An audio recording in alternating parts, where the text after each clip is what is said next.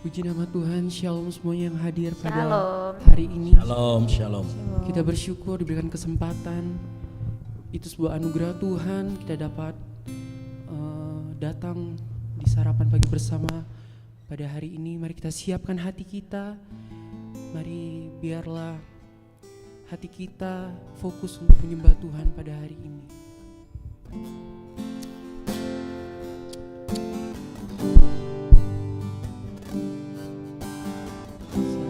Satu hal yang ku rindu, berdiam di dalam rumah-Mu. Satu hal yang ku pinta, menikmati bait-Mu Tuhan. Satu hal yang ku rindu, berdiam di dalam rumah-Mu. Satu hal yang ku pinta, menikmati bait-Mu Tuhan. Lebih baik satu hari di pelataran-Mu daripada 1000 hari di tempat lain. Memuji-Mu, katakan menyembah-Mu, menyembah-Mu. Kau Allah yang hidup dan menikmati semua kemurahan-Mu. Mari kita lebih lagi sungguhkan pujian ini atas suara-Mu kepada Tuhan. Katakan satu hal yang ku rindu, satu hal yang ku rindu, berdiam dalam-Mu Tuhan, berdiam di dalam rumah-Mu. Satu hal yang ku pinta, menikmati bait-Mu Tuhan. Lebih baik satu hari di pelataran-Mu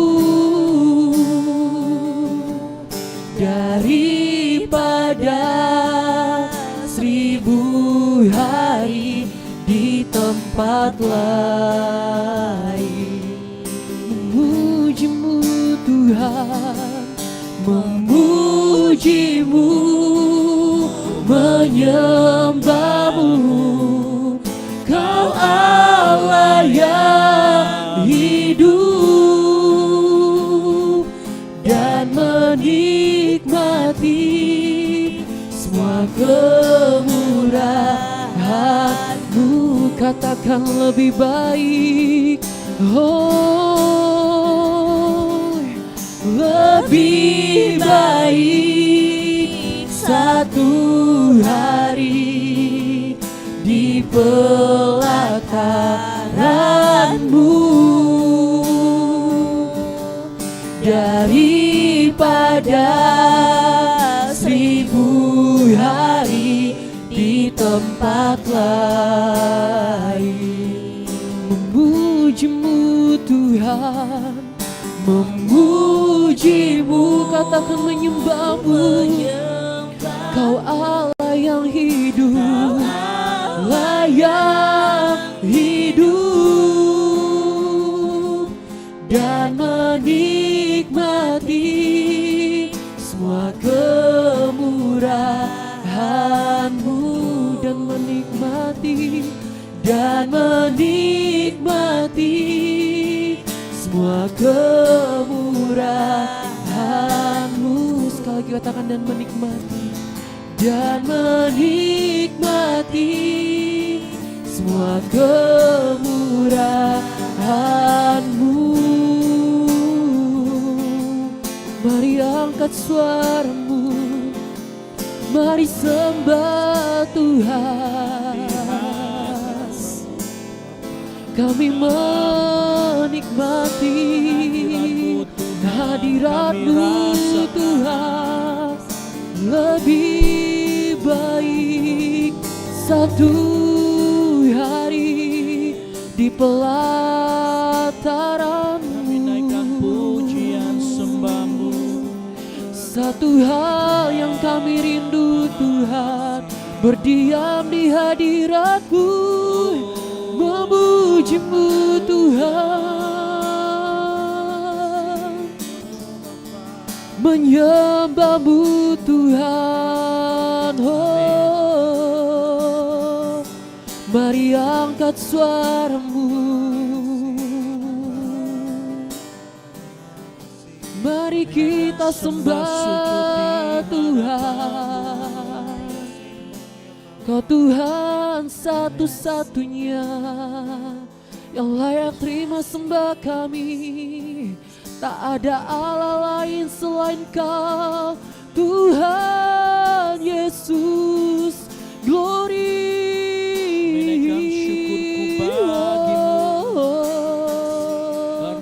Kami masuk hadirat-Mu Tuhan.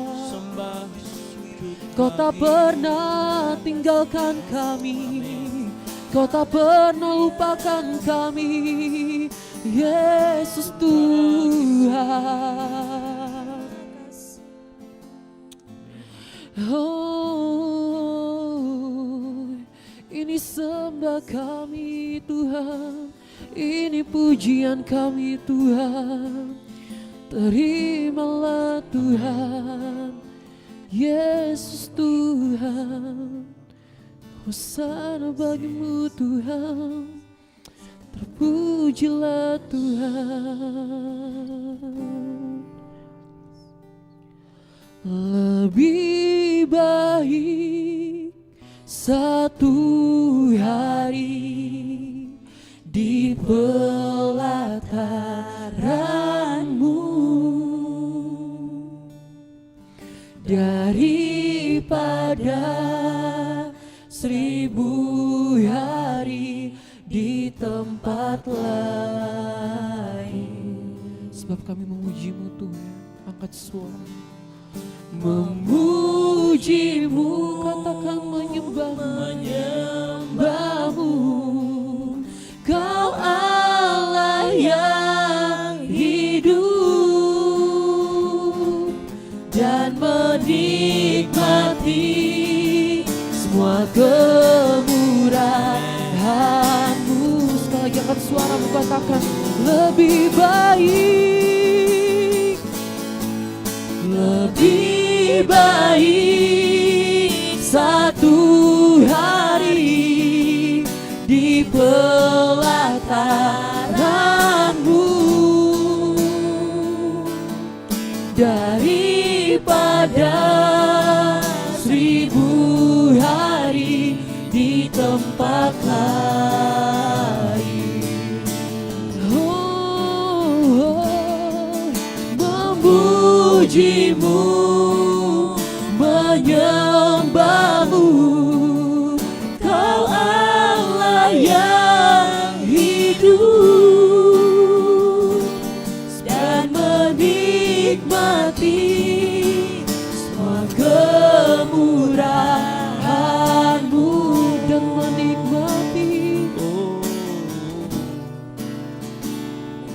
dan menikmati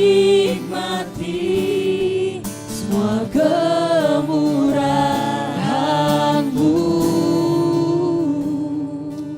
Terima kasih Tuhan Yesus untuk pada malam hari yang indah ini Tuhan. Kami telah menaikkan setiap pujian hormat bagi nama-Mu Tuhan.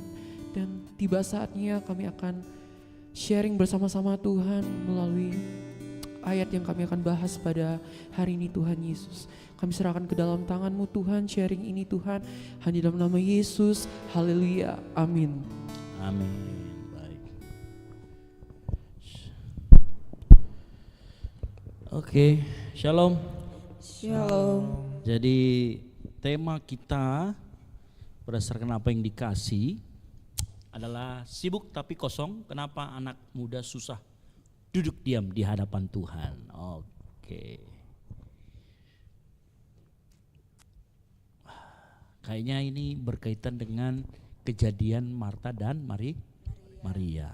Makanya kita akan sama-sama. Nah, tapi sebelum kita masuk lebih dalam, kan ini temanya ini kenapa anak muda susah duduk diam di hadapan Tuhan.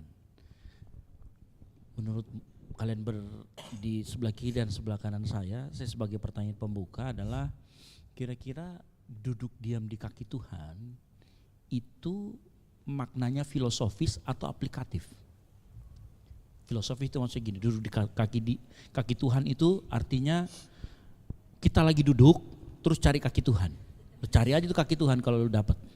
Atau maknanya aplikatif. Aplikatif itu tadi, filosofis itu artinya duduk diam di kaki Tuhan itu artinya ada makna yang lebih mendalam. Nah, coba saya kasih semua kesempatan untuk ngomong dimulai dari sebelah kanan saya. Saya lompat kok, enggak berurutan. Nanti bisa tiba-tiba ke yang lain. Silakan Nova. Maksudnya menurut Nova ini judul ini sebenarnya aplikatif atau filosofis gitu loh. Kalau aplikatif kamu harus cari kaki Tuhan loh ya. Kalau filosofis berarti ini ada makna dari, berarti itu sebuah frasa ya. Duduk di kaki Tuhan itu bukan secara literal kamu cari kaki Tuhan terus kau duduk di situ. Menurutmu filosofis atau aplikatif? Kalau menurut saya sih Villa di Malino, Philadelphia. Filosofis. Oke, kenapa kamu sebut filosofis? Dan kalau kamu jawab filosofis apa alasannya? Alasannya sih kan kita memang sebagai umat yang percaya sama Tuhan itu memang tujuannya harus mencari Dia dan duduk di kakinya walaupun kita tidak nampak nyata itu kakinya. Walaupun kita tidak nampak nyata kan kita itu ayat yang percaya tapi tak melihat. Oke, kan disuruh mencari Dia nih. Mencarinya Dia itu kayak lewat firman Tuhan, baca Alkitab. Oke. Elsie. Kalau dari saya Kak, aplikatif ya Kak, karena bagi saya secara pribadi ketika saya duduk di kaki Tuhan itu. Tunggu sebentar, ya. Aplikatif itu duduk kaki Tuhan, sudah lihat kakinya Tuhan seperti apa? Tidak Kak, tapi saya percaya ketika saya datang memuji Tuhan, ketika saya datang. Itu berarti filosofis. Oh filosofi. Itu artinya filosofis. Bisa dijelaskan dulu aplikatif itu bagaimana aplikatif tadi? itu betul-betul literal sesuai dengan kata-katanya. Dia bilang Sesuai duduk dengan, diam di kaki Tuhan. Ya. Berarti kamu duduk betul-betulan, terus ada kaki Tuhan lah, kamu duduk di situ. Aplikatif. Itu aplikatif. Oke, Jadi misalkan filosofi. duduk diam di kakinya Kak Esra, kamu datang terus kamu duduk di kaki gua. Itu artinya aplikatif itu gitu. Oke, kalau filosofi. Makna filosofis itu kamu harus jelaskan. Oh, maksudnya itu duduk di diam kaki Tuhan itu maksudnya gini Kak. Maksudnya kita masuk di kamar terus kemudian meditasi dan lain sebagainya itu. Itu maksudnya. Jadi bedakan antara makna filosofis dan makna yang aplikatifnya. Karena makanya gini ya, ini saya jelaskan sedikit. Pendeta yang pintar itu dia bisa menjelaskan, bisa membedakan mana filosofis, mana aplikatif. Dan yang sering relate itu aplikatif, tidak filosofis. Nah, tugas kami sebagai hamba Tuhan adalah menjelaskan apa yang filosofis menjadi aplikatif. Sehingga waktu kita bilang begini, contoh, kita akan mencari wajah Tuhan. Lalu cari aja wajah Tuhan kalau memang ini. Bagaimana mukanya, ada jerawatan kah? Atau ada mukanya kah atau bagaimana? Mencari wajah Tuhan itu tugas kami untuk menjelaskan. Mencari wajah Tuhan itu artinya begini. Yang pertama, kamu harus sering datang ke gereja. Itu aplikatifnya. Betul Kak. Gitu, karena wajah Tuhan ada di gereja. Saat kamu melihat wajah saya yang ganteng, itu berarti aplikatif. Oh ya Kak, berarti gitu, ngerti ya maksudnya ya? Paham Kak, paham. Jadi filosofi ya Kak, filosofi or filosofi? Filosofis. Oke, berarti filosofis. Filosofis itu artinya gini, intinya kamu harus jelaskan arti kata, ada makna yang lebih dalam daripada itu. Kalau literal itu stop sampai di situ, duduk ya duduk. Iya. Duduk diam berarti duduk dengan diam. Gitu. Gitu ya. Iya Kak. selama ini saya hanya tahu duduk di kaki Tuhan itu saya datang berdoa. Ternyata hari ini berarti- saya belajar bahwa ada makna filosofinya, ada makna aplikatifnya. Ya. Oke Kak, jadi kalau saya duduk di kaki Tuhan itu sama yang Kak Isra bilang itu makna filosofi. Iya, filosofis. Gitu. Ya. Nah, iya. Harus dijelaskan ya Kak. Oke, makna filosofi karena ketika saya secara pribadi datang kepada Tuhan ya, kan tadi dijelaskan ya filosofi seperti kita datang seperti kita tenang, duduk dengan tenang dan mungkin kalau saya sih Kak, kalau duduk di kaki Tuhan itu ya saya bilang saat teduh gitu ya. Jadi saya menggunakan musik dan sebagainya dan betul-betul ya arah hati, pikiran saya itu fokus kepada Tuhan gitu. Jadi saya memang menghindari distraksi-distraksi ya. Mungkin orang-orang di sekitar saya, jadi lebih mengambil waktu sejenak untuk berdoa gitu. Jadi memang fokusnya kepada Tuhan. Seperti itu Kak. Oke. Romaria? Kalau apa tadi? Ya, itu sebenarnya duduk diam di kaki Tuhan itu menurutmu makna filosofis atau aplikatif? Dan kalau memang filosofis, saya yakin kita filosofis di sini semuanya. Nah, apa artinya buat kamu itu dan bagaimana aplikatifnya buat kamu sendiri itu apa? Oke. Kalau dibilang aplikatif ya tidak mungkin di tahun 2026 ini kita ketemu sama Tuhan. Kecuali kamu IndiHome ya. Iya, kecuali kita bisa bayangkan. Tahu IndiHome? Indigo maksudnya. Ada jaringannya. Iya. Bukan Indigo maksudnya Oke. bisa melihat, punya six sense begitu loh, bisa melihat makhluk halus gitu loh. Kamu nggak tahu istilah IndiHome ya? Indigo Ya, maksudnya. Indigo. Kecuali kamu IndiHome, bukan Indigo maksudnya. Enggak. Jauh, jauh. Jangan ketawa, Albert. Mereka kurang main di threads. Kami anak-anak Mereka Instagram. kurang main di threads. Kecuali kamu indigo, Iya. maka kamu bisa duduk di kaki Tuhan secara literal. Jadi kalau secara filosofis ya mungkin iya, karena di tahun sekarang mana mungkin kita mau ketemu langsung secara fisik ke Tuhan, kecuali kita memang berpikir bahwa kita mau bertemu sama Tuhan, berada di kakinya, seperti kita mau bersatu teduh, mau berdoa, dan kita memang duduk diam dan mau membaca firman-Nya, mengenal Tuhan lebih dalam dan berkomunikasi seperti biasanya, curhat sama Dia. Itu yang saya Kalau paham. Romario apa kegiatannya itu berupa apa biasanya? Mungkin palingan Kalau dia kan seperti- saat teduh nih. Kalau kamu saat hujan atau saat apa? Saat senja atau saat sedih atau saat apa? Kamu mau saat apa? mungkin tidak, kalau saya sih belum terlalu expert banget ya untuk Enggak boleh expert. Kalau kamu kan bisa menceritakan makna filosofis ini. filosofis. Tapi kalau kamu bisa menceritakan makna filosofis, pernah nggak kamu lakukan itu gitu loh? Mungkin secara sederhana seperti bangun pagi kita lagu dong. Bangun pagi kita buat waktu untuk Tuhan sementara, terus kita Buat waktu itu apa? kayak kita luangkan waktu. Ya, luangkan waktu itu apa? Luangkan waktu untuk membaca firman-Nya. Ah, untuk- oke, berarti kamu baca firman Tuhan. Oke. Terus dilakukan nggak? Secara aplikatif iya, Iya, dari tiap firman hari? itu. Iya. Amin. Amin. Oke, terus. Oke, berarti sebenarnya ya mirip-mirip saat teduh ya. Ya teduh. Oke.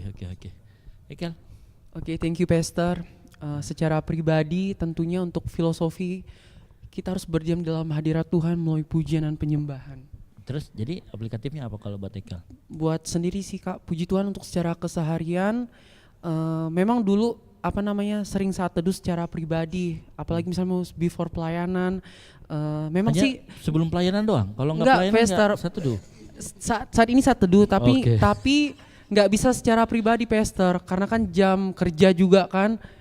Jadi kan waktu sebelum kerja itu kan saat teduh misalnya di rumah, di dalam kamar, pasang lagu rohani, memuji dan menyembah Tuhan. Nah, jadi untuk sekarang ini aplikatifnya itu saat teduh family, Pastor. Jadi ada 2 versi kami. Yang pertama keluarga inti, ada Jam berapa? papi, mami, adekku dan saudara-saudara itu sebelum tidur, Pastor, jam 9. Oh, jam 9. Dan itu oke. setiap malam dan Senin sampai Minggu. Berarti nanti kamu izin dong ini. Kamu cepat pulang ya nanti ya. Aman, Pastor. Supaya kau- Nanti dimundur, Pastor, setengah 10. setengah lagi 10. jadwalnya. Enggak, setengah 10. Oke. Dan puji Tuhan juga untuk keluarga besar kami yang ada di Bangka Belitung, di Manado, di Jakarta. Kami ada sebuah wadah untuk sama-sama memuji menyembah Tuhan secara online, virtual. Oke. Gitu. Ya, lewat Zoom. Dan puji Tuhan saya sebagai bendaharanya. Kalau nanti uang minta mari sama ini ya. Sudah mau bikin serikat juga. Kalau kau apa Judis? Kalau saya sebenarnya gimana ya? Mungkin simple. Kalau filosofi apa tadi? Filosofi. Makna filosofis atau apa hurufiah Filosofis aplikatif? teras. Kalau filosofinya itu mungkin apa ya, kayak membangun keintiman dengan Tuhan ya. Nah, itu tetap makna filosofis. Iya. Apa membangun keintiman itu kegiatanmu apa? Bangun pagi, bersyukur, Terus mandi. Bersyukur. Setiap Bersyukurnya apa? Ngapain? berdoa, menyampaikan kayak kita kan semalaman bersyukur Tuhan sudah kirimkan pasukan malaikat. Oke. Bangun pagi masih bisa bernafas, sesederhana itu, sesimpel itu. Jadi berdoa doang. Iya, berdoa doang. Baca Alkitabnya, iya. Baca iya. Alkitabnya enggak. Oke. Bolos-bolos. Tiap hari berdoa. Berdoa tiap hari, setiap pagi. Oke, ya. Apa? Silakan Vero. Karena memang terakhir tuh tidak ada nih. Cek. Oke. Kalau saya semenjak saya belajar itu yang kemarin tentang kisah ini, duduk di kaki Tuhan itu bagi saya ternyata mungkin ya ada yang kayak kita mendengar suara Tuhan gitu. Baca Alkitab, dengan cara baca Alkitab dengan kita mengambil waktu untuk berdoa. Tapi saya lebih jauh lagi, ternyata itu bukan dilakukan di waktu-waktu tertentu. Ternyata setiap saat saya bisa memposisikan diri saya duduk di bawah kaki Tuhan. Maksudnya saya tunduk gitu di bawah apa yang Tuhan sampaikan. Misalnya dalam aplikatifnya dalam kehidupan sehari-hari gitu. Posisi duduk di bawah kaki Tuhan itu saya bisa memposisikan diri saya tuh lagi sementara misalnya dalam pekerjaan, saya ini lagi dalam posisi menyembah Tuhan gitu, dalam posisi lagi duduk di kaki Tuhan, artinya saya harus mendengarkan apa suara Tuhan, karena kan dalam kehidupan sehari-hari ada banyak hal-hal yang kita hadapi itu banyak gitu, dalam pekerjaan kah, dalam aktivitas yang lain, tapi apakah saya tetap duduk di kaki Tuhan gitu, mengarahkan hati saya sama Tuhan gitu. Literally kayak maksudnya kan ada banyak kejadian-kejadian yang kita harus hadapi. Misalnya kita sementara dalam pekerjaan, terus kayak tadi contohnya saya di kantor ada misalnya mengalami chaos lah sama sesama rekan kerja. Apakah di situ saya harus mengikuti apa yang saya pikirkan, atau saya mengambil sikap untuk duduk di bawah kaki Tuhan, mendengarkan apa yang Tuhan mau gitu, apa yang Tuhan sampaikan, misalnya menahan diri kah, menguasai diri kah di dalam situasi-situasi seperti itu sih. Oke, sebelum saya sampai ke situ, saya mau tanya dulu sama kalian semua berenam ya. Kenapa terutama misalkan orang yang aplikatifnya tadi adalah berdoa saat teduh dan lain sebagainya, mengapa kita melakukan itu, dan waktu kita melakukan itu apa yang kita rasakan? Itu pertama, apa yang kita rasakan, karena nanti pertanyaan berikutnya adalah apakah kita hanya merasakan Tuhan pada saat kita melakukan aktivitas itu? Ngerti maksudku? Tadi Ekel ada saat teduh bersama dengan keluarga. Apakah setelah kita tidak melakukan itu dengan keluarga, begitu dia selesai, apakah kemudian kita tidak merasakan Tuhan lagi, atau Tuhan yang gak hadir, atau kita pergi dari hadapan Tuhan? Oke, Pastor, yang Pastor bilang kan kembali lagi kalau kita after ya. Nah, secara pengalaman pribadi, saya tuh kadang merasakan hadirat Tuhan itu kadang di jalan sampai nangis, Pastor. Di jalan, kadang juga di kantor pas lagi kosong klien tuh tiba-tiba kayak air mata netes kayak jamahan Tuhan. Dan juga yang paling parahnya itu pas makan, Pastor. Nah, itu maksudnya kok bisa bukan enak, maksudnya sudah enak di jamaah Tuhan begitu sampai nangis begitu, maksudnya tanda ucapan syukur begitu dengan dengan jamaah Tuhan begitu. Itu sih Pastor yang kurasakan juga biasanya. Jadi ada orang yang bisa merasakan di luar dari kegiatan itu, ada orang yang bisa merasakan kehadiran Tuhan. Tadi dia kasih contoh. Kalau yang lain? Mungkin bisa dari saya, Kak. Langsung ngomong aja lah ya, Iya. kalau mau ngomong ya. Kalau saya, Kak, sepertinya sama dari Ekel gitu. Jadi ketika mau merasakan hadirat Tuhan itu bukan hanya di dalam ketika saya masuk ke dalam ruang saat teduh saya, Kak, seperti itu. Kenapa saya masuk ke dalam saat teduh? Tapi Karena pernah? Iya, gitu. Karena ya saya mau untuk kalau bisa dibilang ya mau mengambil waktu sendiri dengan bersama dengan Tuhan ketika saya berada dalam saat teduh itu. Tetapi ketika saya keluar, ketika di tempat kerja dan sebagainya, jujur ada hal-hal yang kadangkala itu membuat saya emosi dan sebagainya. Tetapi tiba-tiba saya diingatkan satu firman Tuhan dan saya percaya bahwa di situ Tuhan hadir secara pribadi dalam kehidupan saya, mengingatkan gitu. Dan ada beberapa waktu, ada beberapa case juga yang terjadi dalam hidup saya ketika mungkin ada momen-momen yang sangat berat ya, mungkin secara manusia ini kamu harus menangis gitu, kalau bisa dibilang ya dalam tanda kutip saya harus menyalahkan Tuhan dan sebagainya. Tetapi di situ puji Tuhan saya memperoleh kekuatan seperti itu, kayak saya merasa bahwa Tuhan tidak meninggalkan saya gitu. Tuhan berada bersama-sama dengan kamu. Mengapa kamu harus takut gitu? Dan di situ saya percaya bahwa ketika memang kita hidup dekat dengan Tuhan, ya dimanapun dalam situasi apapun itu, ya Tuhan ada dengan kita. Tuhan dekat bersama-sama dengan kita dan itu saya rasakan, Kak. Oke. Ada lagi yang lain? Pengalaman? Sedikit pengalaman dan pengetahuan sedikit juga. Mungkin yang tadi dijelaskan Ekel sama Elsie berupa memang yang Pastor Esra sebelumnya bilang beda ada yang merasakan, ada juga yang membawa perasaan. Kalau yang tadi saya rasa itu kayak membawa perasaan. Saya pernah merasakan yang dibilang memang kehadiran Tuhan, tapi saya tidak dalam bentuk manifestasi. Itu pun sudah lama, saat masih remaja kalau tidak salah itu. Bentuk kehadiran Tuhan itu memang nyata. Dia damai, dia sejuk, tentram, tidak ada beban sama sekali. Entah itu waktu itu pun juga saya tidak merasakan dalam keadaan emosi, tidak merasakan dalam ada masalah yang saya hadapi, hanya duduk diam di teras gereja lama. Maaf. Hanya duduk diam. Mau dibilang melamun, enggak juga. Saya dalam keadaan sadar, tapi betul-betul memang kehadiran Tuhan itu memang nyata. Saya rasa memang seperti itu. Kenapa? Karena seperti zaman Roh Kudus. Tapi kalau misalnya kita dalam mungkin terpuruk, punya emosional yang lebih, dan tiba-tiba kita mengingat Tuhan apa segala macam, ya itu mungkin bentuk perasaan yang nyata. Kalau saya itu pasti. Oke. Nova langsung bicara, langsung aja bicara Nova, langsung aja. Oke, kalau dari saya tuh bentuk kehadiran Tuhan tuh sering saya jumpa itu di jalan. Kenapa di jalan? Misal tuh betul-betul ada itu di saat kayak hampir kecelakaan begitu, saudara. Karena saya keseringan sekali tuh hampir kayak nabrak, hampir lagi baku tabrak. Tolong panggil Pak Polisi dulu. Waktu tabrak dengan mobil, karena klien saya sendiri saya ngantuk. Terus? Tapi saya bersyukur sekali, sedikit saja tuh saya baku tabrak.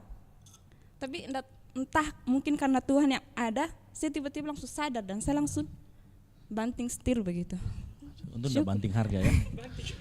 Dan yang sering saya jumpai juga itu di tempat kerja. Saya kan temperamennya orang pemarah. Kok nggak pernah lihat ya? Tolong marahin Ekel dong. Saya temperamennya tuh pemarah ke teman kerja. Saya tuh enggak mendang dia mau orang tua mau lagi ada. Sama begitu.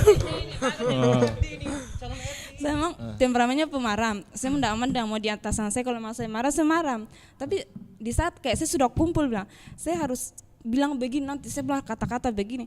Tapi di saat saya berhadapan sama itu orang, tiba-tiba kayak saya, buat apa saya mau bilang begitu? Saya enggak ada hak. Bukan takut. Enggak takut. Saya enggak ada hak.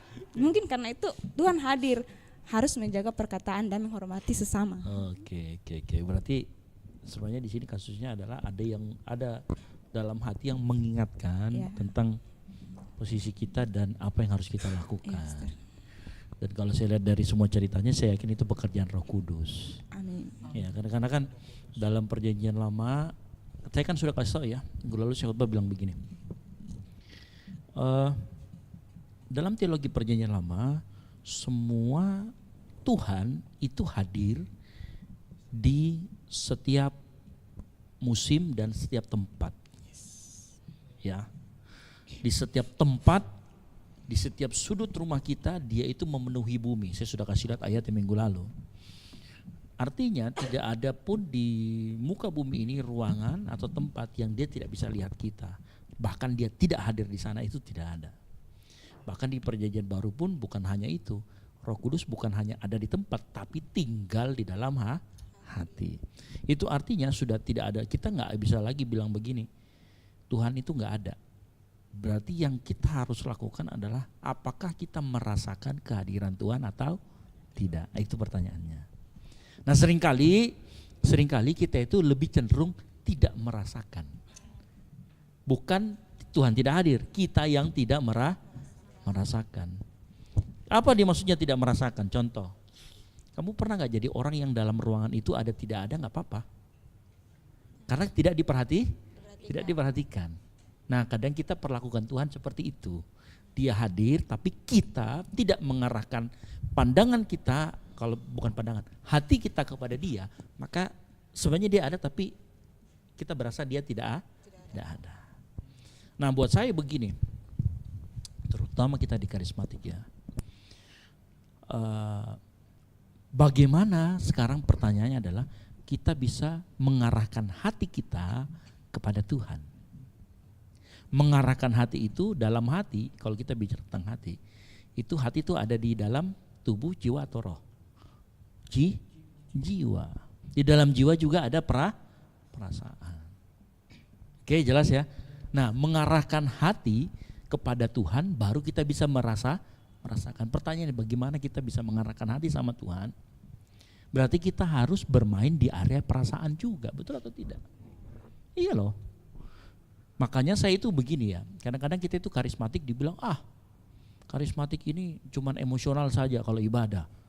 Sok-sok merasakan Tuhan. Oh enggak, saya bilang yang bahaya adalah kita berhenti di titik emosionalnya saja, tapi tidak mau lebih. Jadi kita hanya bermain di area jiwa. Padahal Allah itu roh, harusnya kita maju terus ke sana. Nah tapi memang kebanyakan kita itu terutama di karismatik sering dituduh begitu. Dan memang karena banyak hanya berhenti di sekedar perasaan, bukan sampai ke roh. Ya, nah jadi begini maksud saya. Yang harus kita perhatikan adalah kemudian, jadi saya bilang gini ya, tidak mungkin orang merasakan kehadiran Tuhan kalau dia tidak pakai perasaan. Pernah gak sih kamu lihat orang di sebelahmu ini, dia bisa nangis-nangis dan dia merasa dipeluk Tuhan, sementara lu di sebelahnya cuman, apaan sih? Pernah gak? Bedamu apa sama orang itu? Yang satunya mengarahkan hati sama Tuhan, bahkan mungkin sudah melewati masalah perasaan. Begini, tidak mungkin ada orang yang nggak melewati perasaan sih menurut saya sih. Pasti orang bisa merasakan Tuhan itu tetap lewat perasaan. Meskipun gini, cuman jangan dijadikan tolak ukur. Lewat perasaan tapi tidak bisa dijadikan tolak ukur. Ada orang yang sensitif. Ngerti maksudnya sensitif? Lihat drama Korea bisa menangis. Jadi menangis atau tidak menangis itu bukan. Tapi perasaan itu kan gak bisa dijelaskan. Ada orang yang introvert, dia gak perlu menangis, tapi dia tahu perasaannya itu sangat tersentuh. Pernah kan lihat? Saya itu termasuk orang yang tidak suka menangis. Jadi kalau saya sudah menangis, itu sudah zaman Tuhan, sudah kuat sekali itu. Ngerti tidak maksud saya? Saya itu orang yang tidak gampang menangis. Jadi kalau misalkan saya begini, ini orang, iya saya terasakan sekali hadirat Tuhan. Orang bisa menangis sebelah saya, teman. Buat saya tidak menangis. Saya tetap dalam kesadaran yang tidak terlalu emosional, tapi saya tahu ini hadirat Tuhan ini. Ini Tuhan ini. Tapi saya nggak perlu menangis untuk merasakan. Tapi di dalam perasaan saya, di dalam hati saya, I know this is God. Gitu. Tapi tetap pakai perasaan. Nah, artinya pada saat kita bilang hadirat Tuhan ada di mana saja, pertanyaan adalah bagaimana kita bisa merasakan hadirat Tuhan, yaitu dengan cara mengarahkan hati kita kepada Tuhan. Apa sih mengarahkan hati kepada Tuhan? Saya jelaskan sedikit. Saya itu kadang kalau di kantor kerja, ya saya kerja dan lain sebagainya, itu ada di suatu saat misalkan saya mengerjakan sesuatu, saya akan berhenti sejenak, saya akan tarik napas dalam-dalam, dan saya cuma ngomong begini, terima kasih Tuhan. Saya cuma bilang, oke, saya lakukan ini untuk Tuhan. Itu namanya mengarahkan untuk Tuhan. Jadi apapun yang kita lakukan, mengajar nih, tapi saat kamu mengajar dengan kesadaran penuh, kamu melakukan ini untuk Tuhan, itu kamu bisa rasakan Tuhan loh. Kenapa? Karena waktu itu kamu mengarahkan hati bahwa tujuanmu bukan hanya sekedar mengajar, tetapi tujuanmu adalah untuk Tuhan, kemuliaan nama Tuhan, melalui mengajar. Itu kamu bisa rasakan Tuhan loh. Kamu naik motor, tapi kalau naik motormu itu kamu pakai, saya mau memuliakan Tuhan di atas motor ini, caranya gimana? Lu nggak ugal-ugalan, itu kamu bisa rasakan Tuhan. Serius. Kita bahkan kita lagi makan pun, kalau misalkan kita makan, kan firman Tuhan mengatakan apapun yang kamu makan, minum, lakukan semuanya itu untuk Tuhan. Kalau kita tujuannya untuk memuliakan Tuhan, ada Tuhan di hati kita, maka kita bisa merasakan hadirat Tuhan. Maka kemudian yang terjadi adalah prioritas hidup kita itu bukan lagi berbicara mengenai aktivitas. Apa sih aktivitasnya? Tetapi apakah dalam aktivitas itu ada Tuhan atau tidak? Ngerti maksud saya? Even you lagi kuliah, tapi kalau kamu lakukan dengan arah hati yang tertuju kepada Tuhan, kamu dengarkan baik-baik itu kuliah, terus kamu lihat, oh iya ya, terus kamu melakukan itu dengan sungguh-sungguh, dengan tujuan untuk memuliakan Tuhan, dengan tujuan kalau saya dengarkan baik-baik ini kuliah, saya tambah pintar, IPK saya bagus, orang lihat, iya, betulan serius. Ini saya cerita sedikit ya. Saya kan kuliah nih, waktu saya kuliah, saya itu jadi ada beberapa teman gara-gara dosenku ini, saya kapan hari itu saya minta izin sama dosenku, Pak, ini sudah hari Sabtu, sudah jam 2 atau jam setengah 3, boleh enggak saya duluan pulang? Kenapa kau duluan pulang? Saya bilang, saya terpaksa saya buka identitas asli saya, ya kan, sebagai seorang Superman, bukan ya, jangan terlalu serius. Saya serius, Pak, saya ini pemuka agama, Pak. Apa? Saya pendeta, Pak. Jadi saya kalau sudah jam 3, jam 4, saya harus pulang ke gereja untuk ngatur segala sesuatu. Oh ya udah kalau gitu pulang. Semenjak saat itu dia selalu bilang, Pak pendeta sini, di depan. Akhirnya teman-temanku ngerti, saya itu seorang rohaniawan. Nah karena mereka mengerti saya seorang rohaniawan, mereka tahu bahwa kalau di kelas saya bukan orang yang biasa saja, tapi saya orang yang aktif bertanya dan aktif menjawab. Jadi saya bayangkan saya pernah memberitakan Injil walaupun kata-katanya tidak Injil, hanya karena mereka mengerti saya itu orang yang bisa diajak curhat.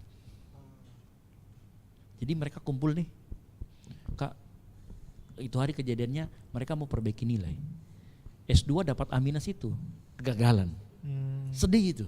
S2 dapat A- ya, itu kegagalan. Kita kegagalan. Jadi temanku ini ada 2 dosen yang ngasih A-. Dosen yang pertama, temanku telepon, Kak, kenapa? Ya mau Kak curhat, Kak. Wah, pertama ditelepon ini, Kak dapat Kak A- dosen yang ini. Kita dapat berapa? Di mana dilihat? Aku bilang kan, ya udah dilihat di apa? Neosia. Kalau Neosia kan kalau di UNAS kan, Neosia. Bukan di Neosia. Saya juga A-. Masuk lagi 1 orang call-nya, Kak, ku tambah dulu Kak Yeyen, nah namanya Yeyen. Nah tambah lagi. Kak, saya juga dapat A-. Nggak mau protes, Kak. Kenapa kalian tunggu saya protes? Protes mau saya kalau protes. Kak, tidak, kan kita tuh kalau kita saja A-, kecuali kalau kita A baru saya A-, terima aja. Tapi kan kita kan di kelas aktif bertanya. Kelihatan jika kita, saya nggak combongan dia, kelihatan jika kita pintar. Tapi kalau kita dapat A- berarti salah ini dosennya. Nah, akhirnya saya turutilah mereka. Saya pergilah ke sana. Dosen yang pertama akhirnya perbaiki nilai. Nah kemarin dosen yang kedua, saya kembali lagi begitu mau perbaiki nilai. Saya ketemu lah sama mereka duduk. Terus waktu saya datang yang kedua ini ada salah satu teman kuliah saya nanya gini, Kak mau ki datang toh, ada nanti mau ku cerita anak-anak. Maka ini mau apa cerita apa? Iya kamu curhat, akhirnya curhat lah beramai-ramai kayak begini modelnya. Dia curhat Kak, dari judulku ini, dia bilang begini. Pertama gini, dia bicara mengenai Kak dari judulku, tapi bukan kasih orang perfeksionis cuman. Nggak mau Kak judulnya kalau terlalu mainstream. Saya bilang sama dia gini, mungkin kamu itu melakukan sesuatu harus punya makna ya. Mulai dia berpikir masalah filosofis, tahu nggak ujungnya apa? Saya sempat ngomong begini, seseorang itu harus bisa mengasihi seseorang dengan benar kalau dia bisa mengalami kasihnya yang benar. Orang bisa mengalami cinta yang sejati kalau dia bisa memberikan cinta sejati kalau dia pernah mengalami cinta yang sejati. Langsung tanya gini, menurut kakak apa cinta sejati? Ini banyak orang nih, dan cuma saya yang Kristen. Menurut saya cinta sejati adalah cinta seorang sahabat yang berani memberikan nyawanya untuk orang lain. Kenapa harus memberikan nyawa? Karena nyawa itu cuma satu. Selesai kok kasih kok nggak bisa berbuat lagi, berbuat baik untuk dia. Makanya itu paling besar. Ngerti maksudnya ya? Kenapa disebut paling besar memberikan nyawa? Karena nyawa cuma satu. Jadi iya, bukan mahal lagi, cuma satu, nggak bisa lu ganti. Nggak ada serepnya, ngerti maksudnya ya? Nah, makanya Tuhan Yesus kan ngomong, kasih yang terbesar adalah kasih seorang sahabat yang mau memberikan nyawanya, kan begitu. Itu kasih terbesar. Kan tidak pernah itu ada kau, ngomong begitu. Saya langsung bilang, pertanyaan itu kalau di iman saya sudah terjawab, di iman kalian yang belum terjawab, langsung diam. Maksudnya bagaimana Kak? Iya, kalau di iman saya kan saya sudah selesai. Karena buat saya Yesus sudah mati buat saya. Masuk. Serius, itu hanya karena pertanyaan yang dia cuma mau masalah nilai loh awalnya. Lalu kemudian pindah ke masalah dia pengen cari judul. Terus saya cuma jawab, mungkin kamu mencari makna dari judul itu. Saya bilang, kan saya judul tesis saya kan saya teliti Dev, anak saya sendiri. Itu ada metodologinya. Kalau kakak enak, bermakna Kak karena begini. Iya sih saya bermakna. Habis itu lalu lompat ke situ. Akhirnya lompat ke apa itu cinta. Bayangin bisa kayak gitu. Nah kalau kita tahu kita itu selalu berpikir memuliakan Tuhan, kamu akan ada yang masuk loh caranya ke situ. Ngerti tidak maksudmu? Selalu ada cara untuk masuk, bagaimana caranya biar Tuhan itu bisa nongol di situ. Bukan selalu lewat kata-kata, tapi kadang-kadang lewat perbuatan. Nah itu tadi loh. Buat saya begini, unik ceritanya karena dia mulai dengan judul tesis. Apa hubungannya judul tesis dengan kemudian cinta sejati? Tapi itu kemudian bisa masuk. Kenapa kita kemudian, saya itu berpikir Tuhan, kenapa saya bisa mengarahkan ke itu ya? Di akhirnya bahwa masalah saya selesai, imanku sudah selesai, masalah cinta sejati. Kenapa saya merasa gitu? Oh simpelnya begini, karena waktu saya ditanyakan orang, pikiran saya itu ke Tuhan. Jadi apapun yang saya mau katakan, itu pasti akan lari ke sana. Saya baru enggak itu, oh itulah yang namanya mengarahkan hati kepada Tuhan. Jadi it's not always about you come to the church, bukan hanya masalah kita datang ke gereja, kemudian kamu nyembah Tuhan. Itu iya benar, tapi bukan cuma itu. Itulah saat kamu melayani customer, orang, terus kamu terlalu terlihat senyum, suatu saat dia akan nanyain, kenapa sih kamu begitu? Selalu senyum, tidak pernah gini. Nah kalau kamu mengarahkan hati kepada Tuhan, ya bersyukur. Mungkin kamu cuma ngomong bersyukur, tidak lama itu kalau kamu selalu mengarahkan sama Tuhan. Padahal kamu kan begini. Nanti dalam itu akan tanpa kita sadari pun, saya juga nggak sadari kadang-kadang. Kenapa sampai di situ? Tetapi jawaban-jawaban saya yang keluar itu mengarahkan kepada the presence of God, memperkenalkan Tuhan, memperlihatkan Tuhan, dan sebagainya. Secara langsung, kadang langsung. Iya, itu yang saya bilang. Kalau kamu sadar bahwa dimanapun Tuhan ada dan hatimu mengarahkan Dia, itu bisa mempresentasikan Tuhan. Ngerti maksud saya? Jadi Tuhan itu tidak terbatas dengan apa yang aktivitas kita lakukan. Makanya kita angkat kemudian cerita Marta dan Maria kemarin, ingat ya? Marta dan Maria itu dua-duanya sama-sama bagus kok. Bahkan beberapa penafsir dan beberapa reels di Instagram ngomong nggak ada masalah dengan Marta. Marta melayani loh, ya kan? Apa yang masalah dari keduanya? Arah hati. Yang Marta melayani tapi arah hatinya tidak kepada Tuhan. Ya kan? Yang satunya duduk diam di kaki Tuhan, arah hatinya.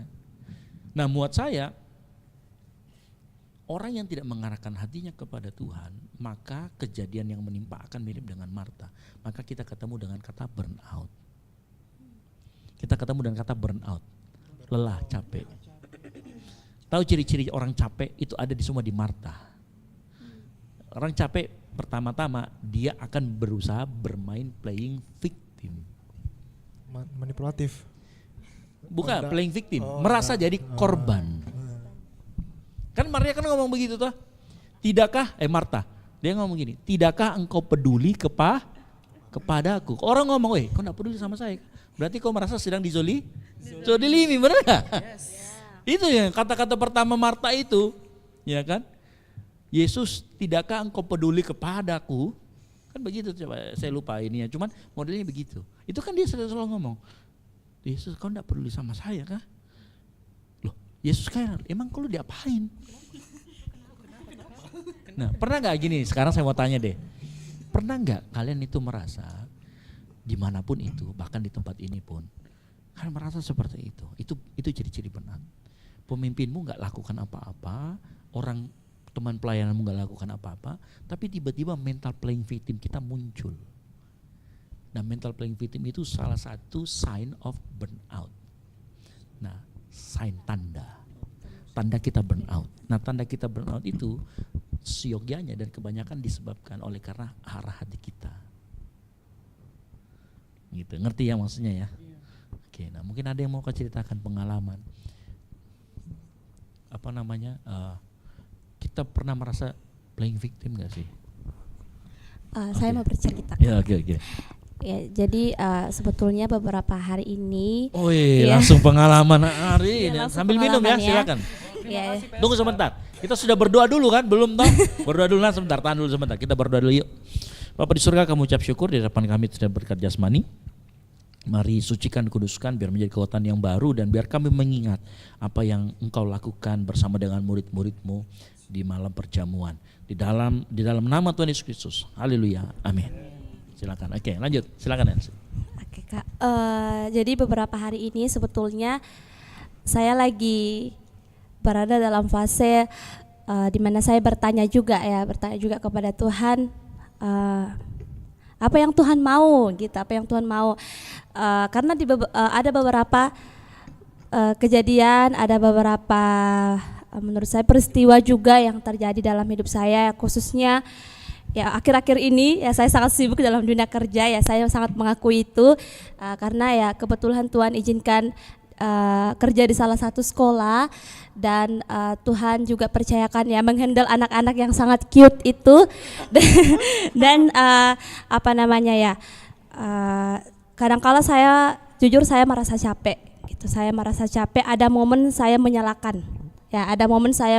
mungkin partner saya, atau ada momen juga saya menyalahkan mungkin aturan atau rules yang ada seperti itu. Di situ jujur ya, saya sangat menyadari bahwa ini playing victim gitu, ini mental korban dan sebagainya. Dan ketika ya saya bersyukur karena saya bisa sadar akan hal itu, ya itu yang saya syukuri. Ketika saya sadar tentang hal itu, saya mengambil waktu. Biasanya saya seperti ini. Kalau ketika saya merasakan hal seperti itu, biasanya saya mengambil waktu sejenak. Ya mungkin ya saya akan stay di dalam tempat saya, di ruang kelas saya stay di situ. Dan saya berpikir lagi, kayak merepeat lagi, kenapa saya merasakan seperti ini gitu? Apa sih yang terjadi hari ini?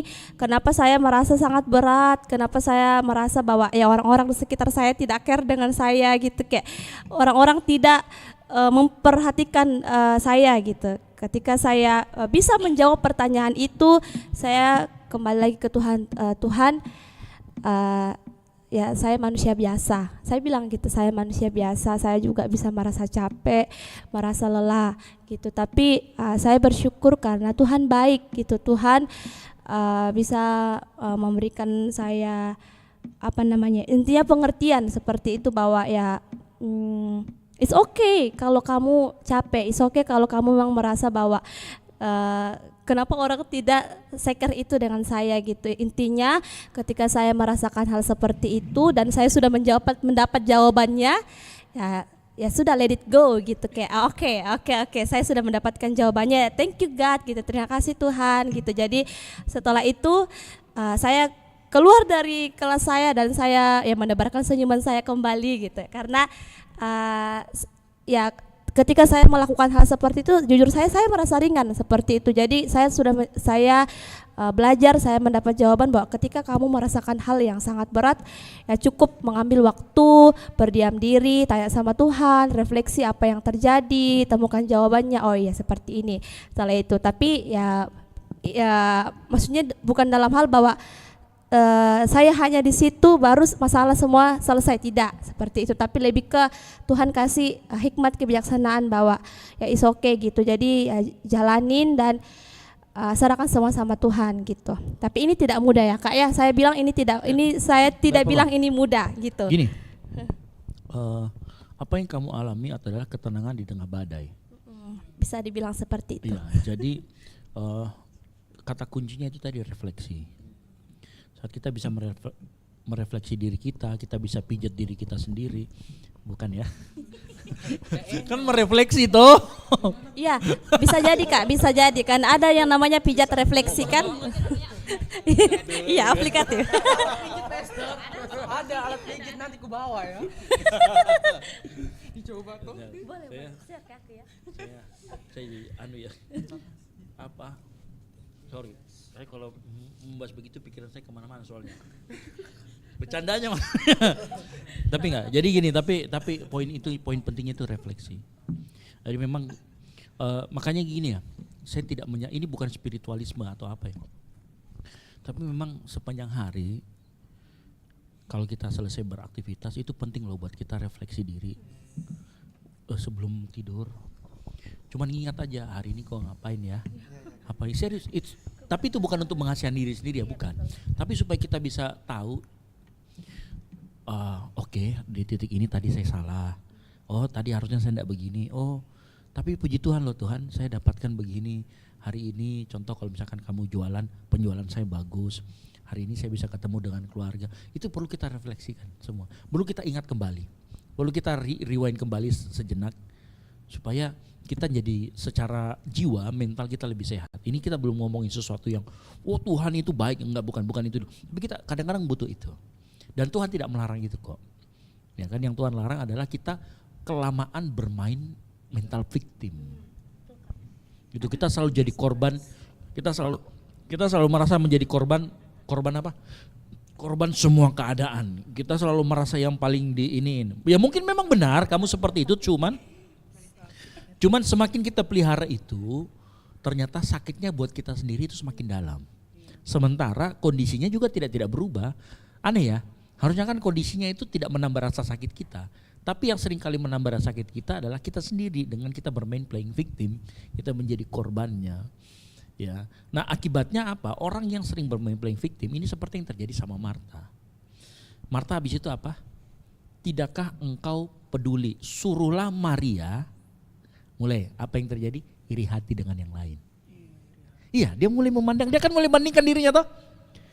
Dengan siapa? Nah, siapa yang pernah seperti itu? Iya, tapi itu salah satu sign dari burnout. Iya. Jadi begitu orang burnout, dia kan tadi sudah mulai playing victim. Setelah dia playing victim, dia akan cari dirinya pembandingnya dengan someone else. Dan puji Tuhan waktu itu Marta lihat siapa Maria. Nah, siapa yang pernah mengalami kejadian dia mulai bandingkan dirinya dengan orang lain, lalu kemudian mulai iri. Nah, itu juga. Silakan, langsung. Yang mau ngomong.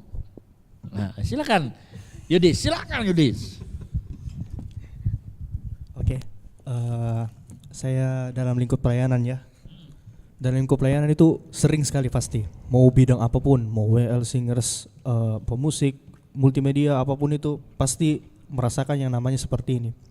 Playing victim dengan dirinya sendiri, membandingkan dirinya sendiri dengan pelayan yang lain, merasa capek, lelah, lemah, letih, lesu. Oh haleluya, mantap. Eh, tapi ya ini juga teguran bagi saya. Saya juga menerima. Tadi juga Kak Elsie bilang, saya selalu berusaha untuk ya dalam segi pelayanan musik ya.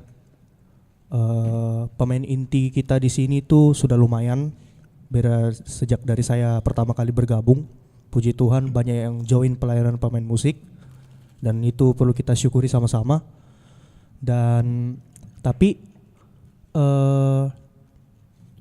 adapun biasa kadang kalau misalnya kita jadwal biasa ya begitulah. Ada yang merasa skillnya pas-pasan, ada yang merasa skillnya sudah dewa, yang membuat kayak ya jarak juga iya, dan pasti mereka akan bertanya, dikasih pelayanan terus menerus juga pun akan bertanya sama dirinya. Seperti yang tadi dibilang ke LC, saya merasa takut kalau misalnya nanti tiba-tiba mereka akan berpikir, Tuhan ini kan saya sudah melayani, apa sih sebenarnya yang Tuhan mau. Itu tadi yang sempat saya terpikirkan lagi. Dan sempat saya ya agak takut sedikit kalau jangan sampai pemain musik kita di sini berpikir seperti itu. Sudah menjadi tugas tanggung jawab memang leader dan wakil untuk menanyakan kabar, menanyakan kondisi, keadaan, itu memang sudah wajib. Walaupun mungkin saya dan leaderku mungkin masih bolong-bolong, tapi ya masih terus berusaha. Setidaknya ya kayak kemarin ternyata ada yang terlalu fokus kerja dan dia lupa tugas tanggung jawabnya. Dan sebenarnya di situ di sini saya tidak mau merugikan siapapun, tidak mau mengungkit apapun. Sebagai contoh aja, saya itu tipikal orang yang mau langsung ke inti. Kok kenapa? Kenapa kok tidak datang ini pelayanan? Kenapa kok tidak urus tanggung jawabmu? Tapi kembali lagi, satu hal yang bikin kata-kata yang langsung cantol di kepalaku sampai sekarang, sampai detik ini, Pastor Esra selalu bilang, tanyakan dulu kabarnya. Jangan langsung mau entah itu mau judge kah, atau mau main hakimi, atau mau komen bagaimana. Tanya kabarnya dulu, tanya keadaannya. Kau kenapa? Ada apa dengan dirimu? Semua baik-baik saja? It's fine, it's okay. Makanya saya mulai pendahuluan. Bagaimana bro? Kabarnya baik. Puji Tuhan dia bilang baik. Oh ternyata sibuk kerja, dia lupa memerhatikan tugas dan tanggung jawabnya. Tapi ternyata ada memang betulnya Pastor Esra dan mungkin Pastor Peter juga, Kak Fior juga selalu sampaikan sama kita. Kenapa kita perlu tahu? Maksudnya kenapa kita kayak perlu bertanya sama orang? Setidaknya tanya dulu kabarnya. Karena kalau kita tahu dia baik keadaannya, itu juga kita akan lega. Oh ternyata kau baik Jepale, aman lah kalau gitu. Sesimpel itu. Makanya dari situ, dan tadi KLC juga sudah bilang, ya sempat itu memang yang saya takutkan, jangan sampai memang pelayan Tuhan akan berpikir, aduh Tuhan saya sudah melayani di tempat ini, ya walaupun skill saya seperti ini, tapi apa sih yang Tuhan mau? Ya itu menjadi evaluasi bagi saya memang. Oke, Vera mau nambahkan, silakan Vera. Kan saya sudah kasih. Iya, sebenarnya sih semalam Kak, tadi pagi baru kayak Esra kirimkan reels tentang itu, tentang apa namanya, gereja, tentang pemimpin lah ya, koordinator gitu. Kita yang ada anggota-anggotanya kita tuh jangan langsung chat tanya tentang pelayanan gitu, kewajibannya gitu, tapi dia enggak merasa dilayani, kita kayak jahat gitu. Kayak maksudnya orang datang itu orang memberikan hatinya buat kita, tapi kita ambil semuanya tanpa peduli gitu sama dia gitu. Jadi ya orang bisa merasa capek juga, merasa dia sendirian juga, enggak diperhatikan juga gitu. Sedangkan dia maksudnya dia juga manusia yang membutuhkan itu juga gitu. Jadi kita semua punya tanggung jawab lah untuk saling menanyakan gitu.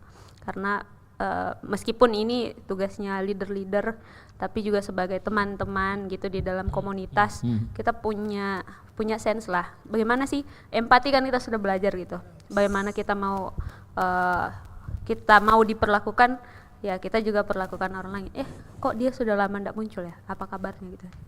kenapa dia tidak datang, kenapa dia tidak datang ya, sudah dijadwalkan tapi dia tidak datang, dia baik-baik saja kah, atau dia lagi ada masalah kah, atau dia lagi mencoba menghindar dari kita gitu-gitu.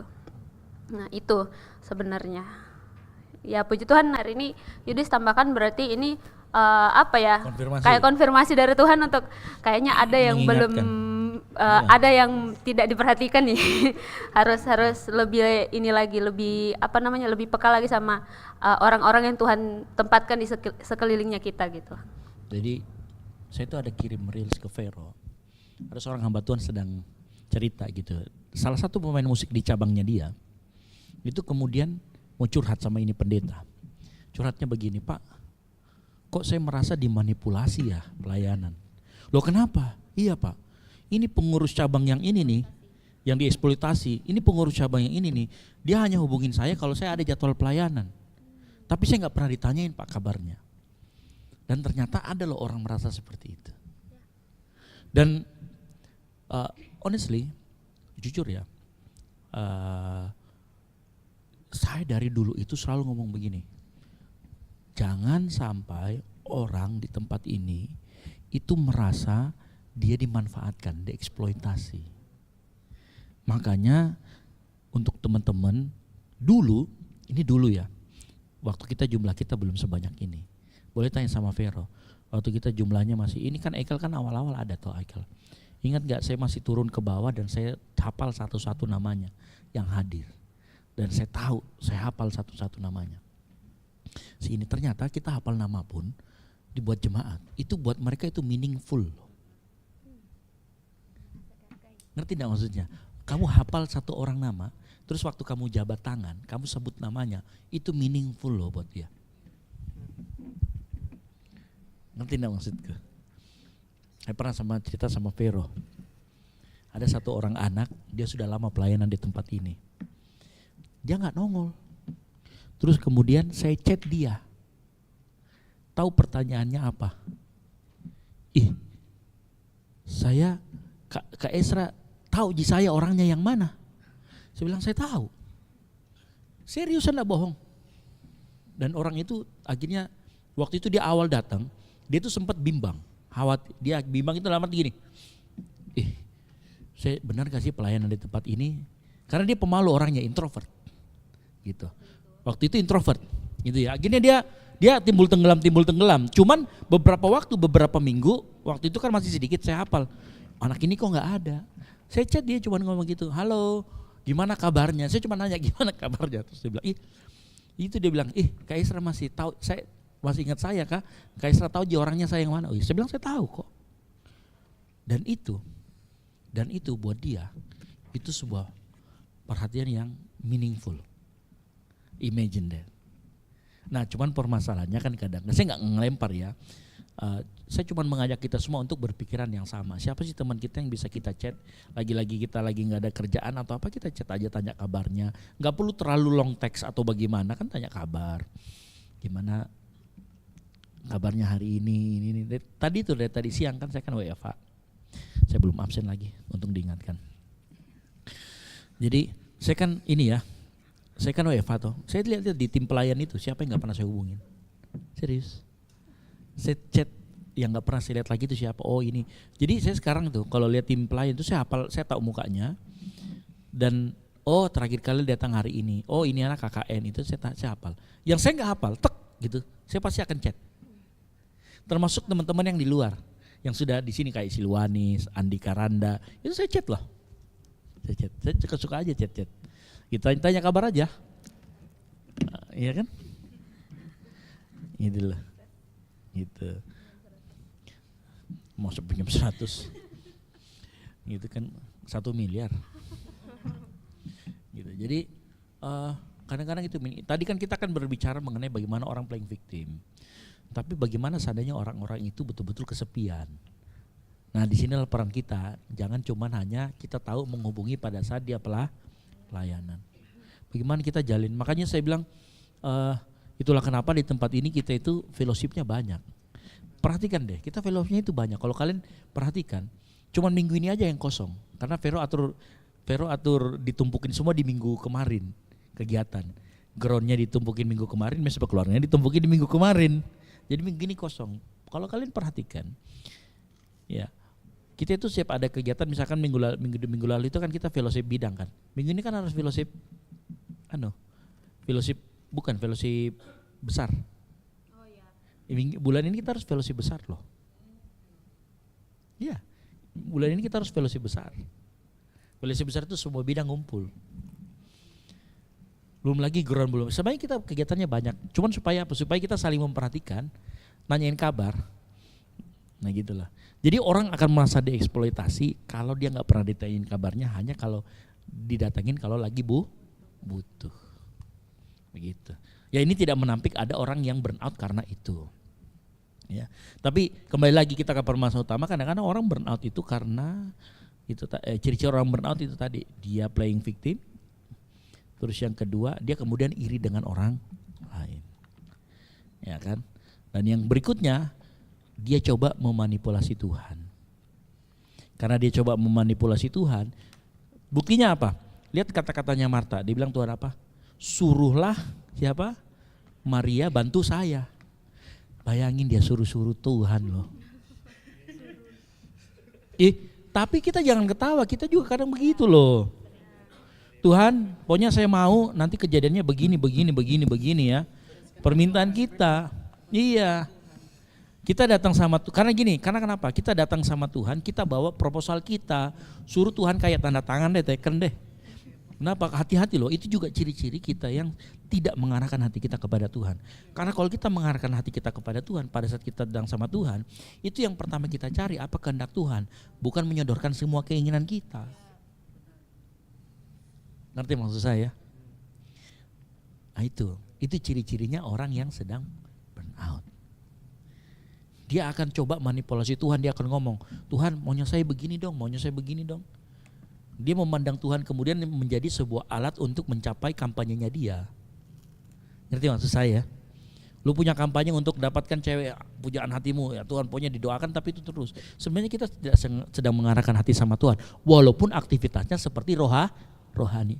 Berdoa rohani gak? Rohani berdoa itu, benar gak? Aktivitas bagus gak? Aktivitas bagus. Tapi arah hatinya tidak sama Tuhan.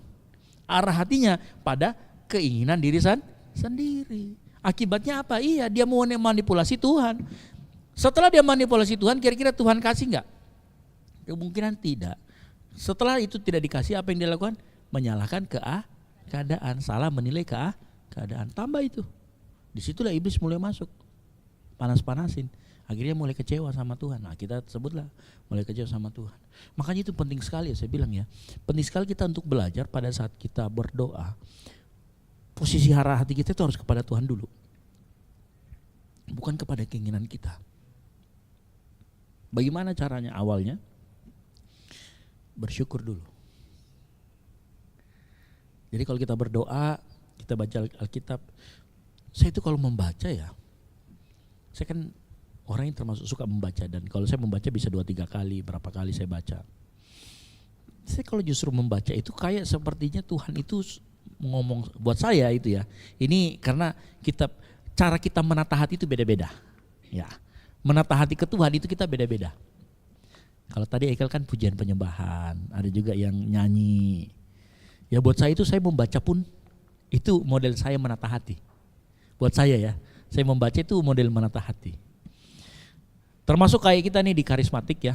Di karismatik kita itu cara kita menata hati adalah dengan pujian dan penyembahan. Kenapa? Dengan kita membangun vibes itu, kita juga sedang membangun emosional kita ke arah yang positif, yaitu ke arah hati kita kepada Tuhan. Jadi gini, tidak ada yang salah dengan kita ibadah kita emosional, tidak ada yang salah.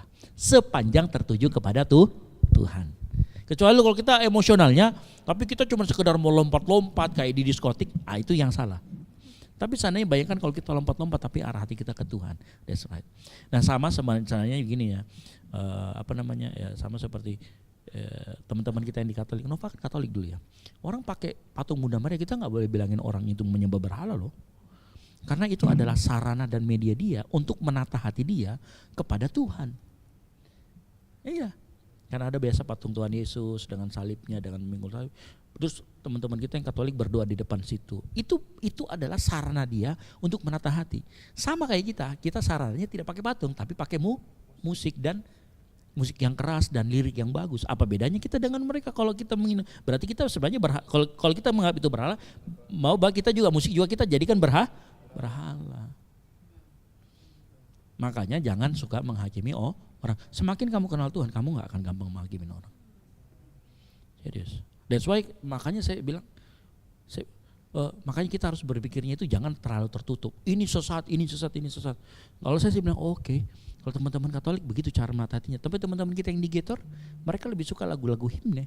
Kenapa kita tidak hargai? Atau ada teman-teman kita yang reform suka dengan paduan sara. Mungkin itu cara dia menata hati. Ya sudah nggak apa-apa kan. Beda.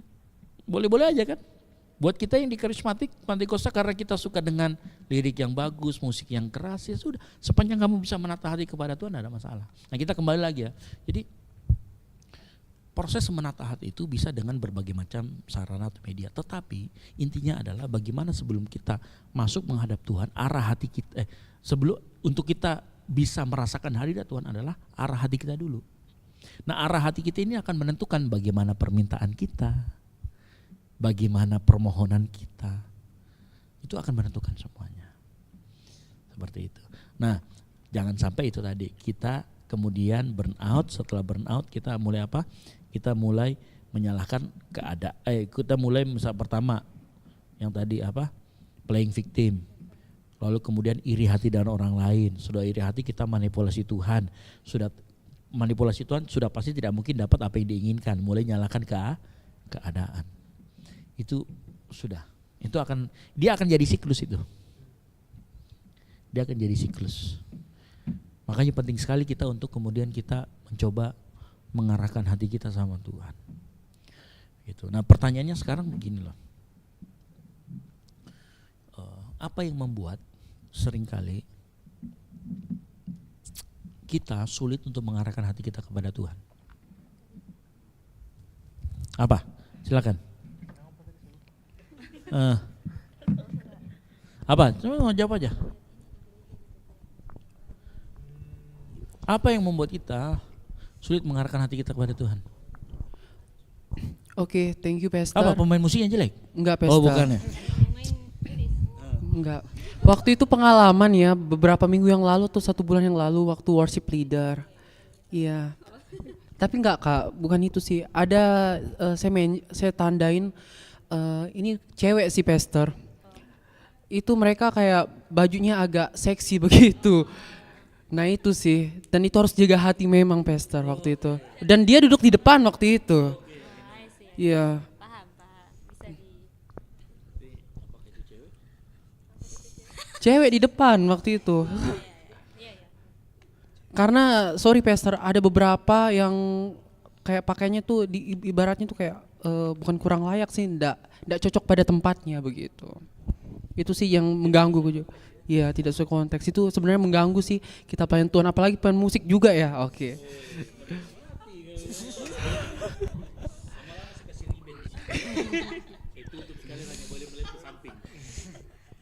Tutup mata Pastor, tutup mata terus. Kalender. Juga hanya boleh melihat ke samping. Itu Pastor jadi tantangan sih. Iya. Enggak apa kan kalau saya tidak tahu kalau di tempat gereja lain, tapi biasanya kan kalau gereja-gereja besar sering saya lihat jemaat pakaian kayak begitu ya atau bagaimana. Iya.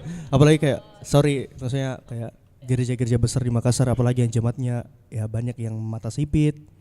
Itu kan pasti ya begitu. Cuman ya bagaimana Kak?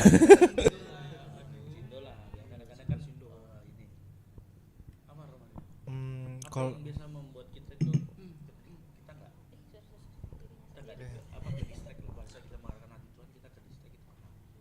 kalau mungkin saya belum tahu itu apakah termasuk ke distract membuat kita tidak terarah ke Tuhan atau bagaimana, karena kalau saya rasa kan saya juga masih baru di sini, masih mungkin 3 bulan Tapi sudah dari tahun lalu, cuma baru masuk join. Terus saya rasa kalau di sini kan dulunya saya di Toraja. Tapi memang saya tipikal personally memang kayak suka dengan musik. Jadi kalau saya kalau penyembahan suka banget nikmati musiknya. Sampai-sampai kadang ada chord yang salah. Saya juga notice kayak ada jeda begitu. Gitu. Nah, itu terus kadang pertanyaanku apakah itu termasuk arah yang salah ketika ibadah, terlalu menikmati lagunya, kayak terlalu fokus ke lagunya tidak dengan yang lain. Kamu pernah jalan naik motor terus hantam lubang nggak? Ya sering. Mau tentang lomba udah juga sih mungkin tidak. Pernah. Kamu Dengan berhenti jalan nggak? Atau kamu berhenti jalan turun terus kamu tutup pintu Enggak. lubangnya atau kamu jalan aja terus? Jalan aja terus. Silakan Vero, kalau mau tambah. Pertanyaannya ini. Dia kedistraksi karena arah hatinya salah kah atau bagaimana itu? Sebagai dia kan kayaknya tantangan pemusik Semua juga. kita bisa kita sekuat apapun kita mengarahkan hati sama Tuhan tetap bisa terdistraksi. Itu makanya Intinya itu kalau saya jangan berhenti. Gaspol terus. Ini kayaknya tantangannya pemain musik, tantangannya orang yang sudah biasa di atas gitu-gitu. Kita di karismatik memang Itu. Karena DNA-nya kan. karena DNA-nya itu pujian penyembahan. Tantangannya memang di situ. Lah kalau tantangannya di Katolik misalkan lu bayangin aja patung Yesus matanya keluar satu atau catnya kurang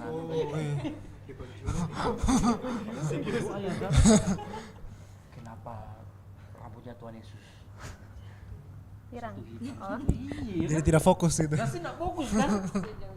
Oh, tidak ada ya. Kalau Enggak. selalu dipastikan bagus ya. Beda dia distraksinya mungkin. Tapi begini, intinya semua orang pasti bisa terdistraksi.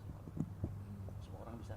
Apapun kita dengan sarana, karena sarana itu adalah ya sarana bukan tujuan. Tapi selalu ingat ya, kalau itu begini ya, bedakan antara sarana dan tujuan. Musik itu sarana, bukan tujuan.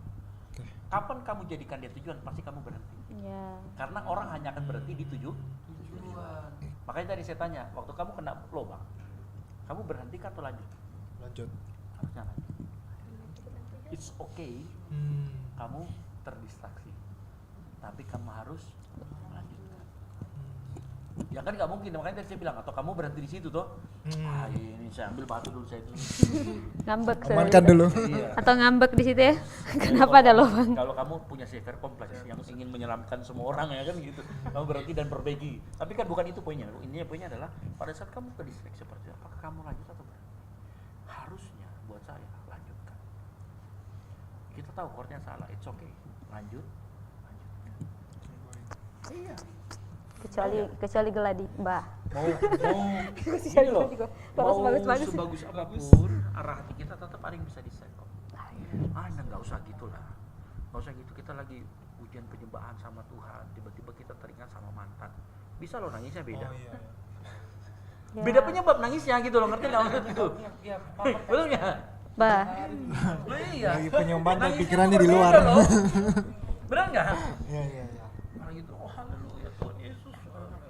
Ingat Cuman nilai. ingat waktu itu angkat tangan sama-sama terus sentuhan tangannya, yang sekarang udah nggak ada. Nangisnya bisa beda loh. Betul atau tidak? Betul. Iya, nangisnya bisa beda. Bukan pendeta dia langsung, wah urapan Tuhan luar biasa ini dia. Padahal dia lagi nangis buat ceweknya, bisa loh. Cuman saya tadi itu poinnya adalah keep going, terus lanjutkan. Karena itu angka. Jangan pernah berhenti. Sepanjang kita menjadikan sesuatu itu bukan tujuan. Kayak kan saya selalu bilang toh, main musik itu buat pelayan musik itu sarana loh, bukan tujuan. Karena saat kamu berhenti itu, kamu tidak bisa membedakan yang mana sarana dan tujuan. Maka kamu juga akan cepat burnout. Kalau kamu menjadikan musik itu hanya untuk kamu menikmati musik, tapi kamu gak enjoy Tuhan, maka saat musiknya rusak, kamu akan berhenti. Tapi saat kamu enjoy Tuhan, walaupun musiknya rusak, kamu tetap akan. Tapi ini bukan pembenaran musiknya boleh rusak loh. Oh iya deh. Sorry. Marahin saya dong, nggak apa-apa. Astaga. Oh, sudah dikode-kode ya? Oke, astaga. Langsung kasih begini, kak. Gitu ya, sorry. Ayo, kadang-kadang saya lupa, maklum udah berumur. Jadi begini maksudnya, jadi kalau kita menjadikan musik itu tujuan, saat dia rusak maka kita akan rusak. Saat dia salah maka kita juga akan sangat terdistraksi. Tapi kalau kita lihat Tuhan sebagai tujuan dan kita enjoying Tuhan, kita menikmati Tuhan, even you musiknya tidak membuat kita terdistraksi, kita nggak akan berhenti di sana. Tapi ini bukan pembenaran musiknya nggak boleh bagus loh ya Yudis ya. Ya. Di satu sisi itu untuk orang yang ada di jemaah. Di sisi kita yang pemain musik pelayan kita harus give the best. Supaya itu bisa mengurangi. Ngerti maksud saya ya? Gitu. Jadi itu harus berjalan seimbang. Karena banyak ada gereja yang menekankan begini. Wah harus fokus ke Tuhan dong, tapi lu musik hancur-hancuran. Ngerti enggak maksudku? Tapi ada juga jemaat yang salah juga, hanya menikmati musiknya, tapi nggak pernah menikmati Tuhan. Datang penyembahan firman pulang. Iya, dan setelah dia pulang dia hidupnya nggak pernah berubah. Ada loh banyak, saya tahu orang seperti itu. Gampang kok, makanya tolak ukurnya itu bukan pada saat di gereja kita menangis, tapi apakah hidupmu berubah setelah kamu pulang dari gereja. Dan itu perubahan itu tidak bisa gini, kamu datang ke gereja sekali nih, wih khotbahnya bagus ya, mind blowing. Ya ini pertama, tapi belum tentu kamu lakukan loh. Kadang-kadang orang perlu butuh 4, 5, 10 kali mendengar itu, baru dia ngeh. Bahkan ada orang yang kena batunya dulu, baru bisa baru bisa ngerti. Ada yang kayak begitu loh. Itulah kenapa khotbah itu kadang-kadang diulang-ulang. Karena manusia itu butuh diingatkan berkali-kali. Ngerti maksud saya? Itu. Makanya jangan cuma kita datang ke gereja, wow mind blowing ini khotbahnya luar biasa. Itu memang kita memberi dopamin pada diri kita sendiri. Tapi pertanyaan apakah pada saat kita keluar atau musiknya bagus, tapi setelah itu kita pulang hidup kita berubah enggak? I'm sorry.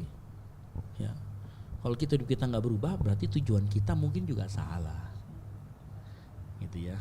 Jadi ini berbicara tentang dua sisi ya. Di sisi pemain musik ya lu harus kasih yang bagus dong, supaya orang tidak terdistraksi, ya kan. Kalau lu bayangin gini ya, ini jalanan. Kalau lubangnya cuma satu, ya berarti bukan salah, berarti kita tetap bisa lanjutkan dong. Tapi kalau lubang terus di depan tengah jalan gitu ya kan, berarti yang masalah jalannya sama Mi. Kalau musiknya cuma salah chord satu, jalan aja. Tapi kalau salah chord dari awal sampai akhir, lalu panggil mandornya, marahin. Ngerti enggak maksudnya? Panggil FD-nya, panggil ketua musiknya. Lu gimana sih? Nggak serius apa pelayan sama melayani Tuhan kan begitu toh? Ngerti ya? Jadi supaya kita seimbang. Jangan hanya menuntut musiknya bagus, tapi ternyata bukan musiknya yang bermasalah, arah hati kita yang salah. Tapi sebaliknya, jangan juga kita nuntut jemaat, oh yang penting Tuhan aja lah. Kita salah tapi pemenuhnya salah terus dari awal sampai akhir. Ya kan itu kan macam kita kena polisi tidur ya kan lagi ngomong. Terus di saat yang bersamaan fokus sama Tuhan, tapi begitu terus. Itu juga salah. Ngerti ya? Jadi kita butuh kedewasaan dari dua pihak. Makanya saya bilang di sini ya, makanya di Golisis itu saya sangat serius dengan pelayanan, sangat serius. Kenapa yang kita layani itu, kita melayani Tuhan melalui manusia yang orang yang datang. Ngerti maksud saya? Jemaat yang datang itu kan kita melayani Tuhan. Kalau kita bersadar gak sih yang kita layani itu karena secara kasat mata kan jemaat. Tapi kita bilangnya pelayan Tuhan. Tapi yang kita layani manusia atau Tuhan? Manusia. Berarti kita melayani Tuhan melalui manusia yang datang. Ngerti maksud saya? Nah sampai di situ berarti kita harus, kalau kita pelayan, yang kita layani harus puas. Parameternya apa? Ya jemaat berarti. Kan kita kalau ditanya sama Tuhan puaskah kau? Dia nggak jawab loh. Tapi kalau kita tanya sama jemaat yang datang, jemaat gimana? Ujian penyembahan, gimana dengan firman Tuhan, gimana dengan aser, gimana dengan AC yang dingin dan sebagainya. Kalau dia merasa oke. Berarti kita sudah beri yang terbaik. Mungkin orang oh tapi nanti orang cari fasilitas, it's okay. kan di khotbah kan selalu akan digembar, makanya kita butuh bukan hanya gini, kalau fasilitas ini bagus tapi pengajaranmu nggak sehat, nggak bertumbuh juga jemaat. Sebaliknya juga, mau bagus khotbahmu, tapi ternyata fasilitasmu juga minim, sebenarnya kamu tidak sedang menghidupi khotbah. Ngerti enggak maksudku? Hamba Tuhan kan begitu, berikan yang terbaik buat Tuhan, tapi musik biasa aja, sering salah, ya kan? Jemaat duduk kepanasan, ya kan dia tidak bisa menghidupi, makanya butuh kedewasaan dua pihak. Ngerti maksud saya ya? Ngerti Nopa? Nah itu maksud saya yang tadi saya bilang, kita butuh kedewasaan dari dua pihak, bukan cuma satu. Makanya butuh gini, kita perbaiki fasilitas, tapi butuh juga pengajaran yang benar, supaya fasilitas ini kemudian tidak menjadi berhala, tetapi kita menikmati sebagai anugerah Tuhan, sebagai kebaikan Tuhan buat gereja kita. Musik yang bagus, tapi nggak boleh itu jadi tujuan. Tapi kita harus tetap jaga itu, tetap di posisi terus yang bagus. Itulah kenapa saya kadang rewel kalau misalkan pelayan musik itu atau well singers nggak pemanasan, nggak ngulik dan lain sebagainya. Kenapa? Itu tadi. Ya berarti ya. Tapi di satu sisi kalau saya khotbah di depan jemaat, saya kan ngomong begitu. Musik itu bukan tujuan. Datang ke gereja itu fokusnya ke Tuhan, bukan ke musik. Ngerti maksud saya? Kamu bayangkan kalau saya cuma khotbahnya begini. Musik itu harus bagus. Akhirnya yang dituntut cuman pemain musik. Tapi jemaatnya nggak bertumbuh. Akhirnya jemaatnya menjadi, kalau jelek musiknya tinggalin dong, nggak bisa. Kan begitu tah? Ngerti maksud saya? Jadi kemudian gereja itu menjadi sehat. Nah yang ingat sekali lagi, gereja kita harus menjadi gereja yang sehat. Sehat baru bisa bertumbuh. Nah begitu Ramadan. Jadi ngerti maksud saya? Nah menjaga keseimbangan itu tidak mudah. Gitulah.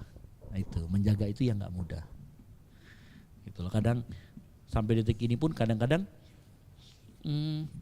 kita harus turun tangan, kadang-kadang kita harus ngomel. Kadang-kadang kita harus menerapkan aturan yang mungkin kemudian kayaknya nggak masuk akal. Kayak denda deh. Denda nggak masuk akal kadang-kadang tuh. Peka, masa kita sudah pelayanan kita terlambat didenda juga dan lain sebagainya. Kadang-kadang kita merasa begitu, betul nggak sih? Ya kan, lalu kemudian kita merasa, ini gereja gimana sih, manipulatif banget atau gimana? Tapi nggak, saya mengatakan. Tapi ada kesalahan saya. Nanti saya ceritakan kesalahan saya di mana. Denda sekali lagi itu hanya untuk mendidik kita. Aturan itu ada supaya, saya pernah ngomong ini sama siapa ya, sama Jenny atau sama Desi deh. Aturan ada itu supaya kalian gak berantem. Percayalah sama saya. Lampu merah itu ada supaya yang lampu merah dari sebelah sana sama sebelah sini itu gak berantem, bener gak? Coba bayangkan kalau misalkan gak ada lampu merah tuh, saya yakin baku-pukul orang di situ. Itu bukan lagi jadi jalan raya, arena Smackdown. Bener nggak? Bener nggak? Iya kan? Jadi begitu ada aturan denda, ada aturan yang harus kita patuhi, itu sebenarnya adalah menjaga supaya kita tetap pada track masing-masing, rules masing-masing. Nah cuman ada kesalahan saya. Kesalahan saya adalah saya tidak perhatikan lebih mengenai rewardnya. Ada denda harusnya ada reward. You know kan Yudis, kenapa saya tanya di grup? Siapa bidang yang menerapkan denda? Jadi saya baru tanya sama pemimpinnya kalian semua. Cooking ada dendanya toh? Ada. Oh tanya yang terlambat ada. Ada.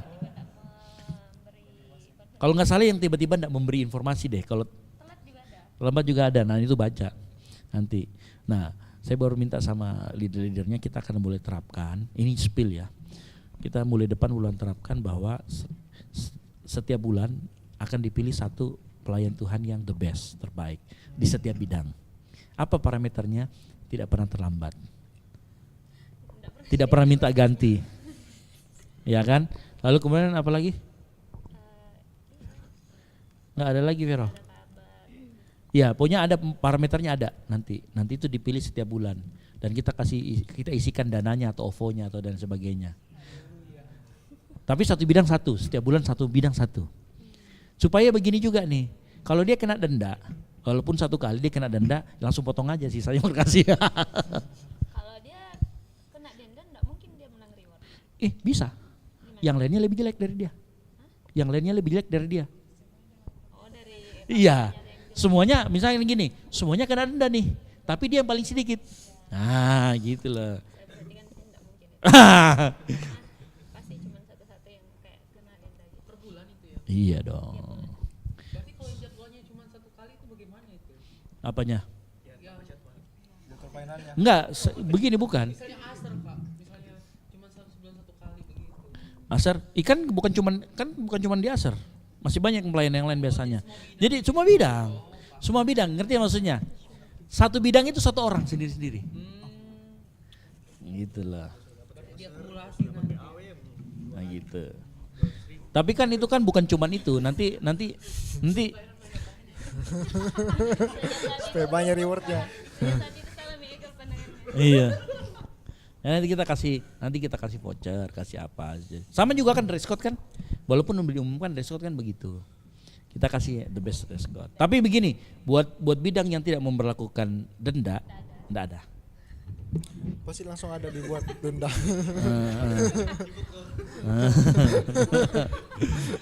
Gitu, jadi bidang yang kalau PW kan ada dendanya PW itu, PAW itu ada, PW ada kan, gitu.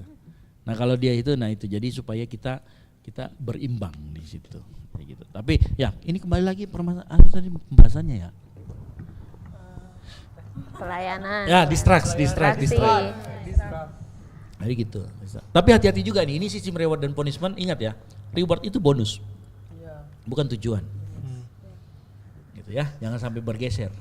Makanya gini, kalau saya kasih keluaran aturan itu, maka saya harus memberikan pengajaran. Pak Peter saya sudah bilang, Pak Peter, ingat ya, kita harus ngajarin anak-anak itu, ini cuman alat, sarana, ini bonus. Jangan jadikan tujuan. Karena kalau itu jadikan tujuan, nanti motivasinya kita hancur-hancuran. Salah. Benar gak sih? Gitu. Nah jadi gini, semua hal itu harus dilakukan berimbang. Makanya Paulus kan pernah ngomong, segala sesuatu yang berlebihan itu tidak boleh. Kamu kalau minum aqua begini satu gentong pasti mabok.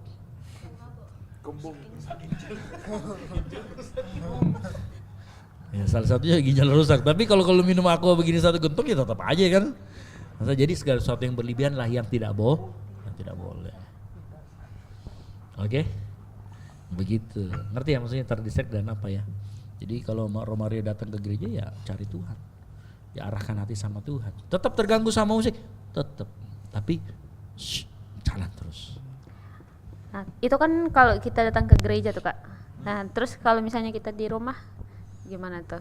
Di aktivitas-aktivitas kita, apa sarananya? Kalau di gereja kan kayak musik gitu-gitu. Nah, kalau pas kita keluar dari gereja, kita kan tetap memuliakan Tuhan tuh. Nah, sarananya gitu-gitu. Apa yang ada di tanganmu? Apa yang ada di tanganmu? Kalau kosong tangannya. Apa yang kau Itu kerjakan? filosofi. Itu filosofi. Apa yang ada di tanganmu? Apa yang kamu kerjakan maksudnya? Saya itu kalian lihat nggak akunku yang pertama, yang Ezra lagi, yang akun yang nggak pernah buat untuk khotbah untuk apa ya? Nggak follow Kak. Oh nggak follow ya? Jadi Second account. saya minggu ini seumur saya jadi PNS ya, 20 tahun PNS di Bea Cukai. Sumur ini minggu ini lah saya baru ditunjuk jadi MC di kantor. Sama congrats. Bukan congrats. Hal yang Bukan baru congrats, gitu. itu hal yang baru buat saya. Saya nggak pernah jadi ini. Cuman waktu itu karena kita ditunjuk ya sudah saya kerjakan. Saya sampai bikin cue card, saya bikin cue cardnya. Cue card itu tahu kan yang dilipat-lipat begitu-gitu saya bikin tuh. Pokoknya terniat lah.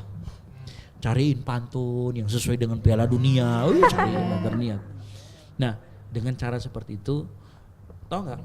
Aduh saya nggak ini sih. Coba masih ada nggak ya statusnya? Sampai temanku itu bikin. Nggak ada, hilang nih Nggak ada hilang mi di kapang di.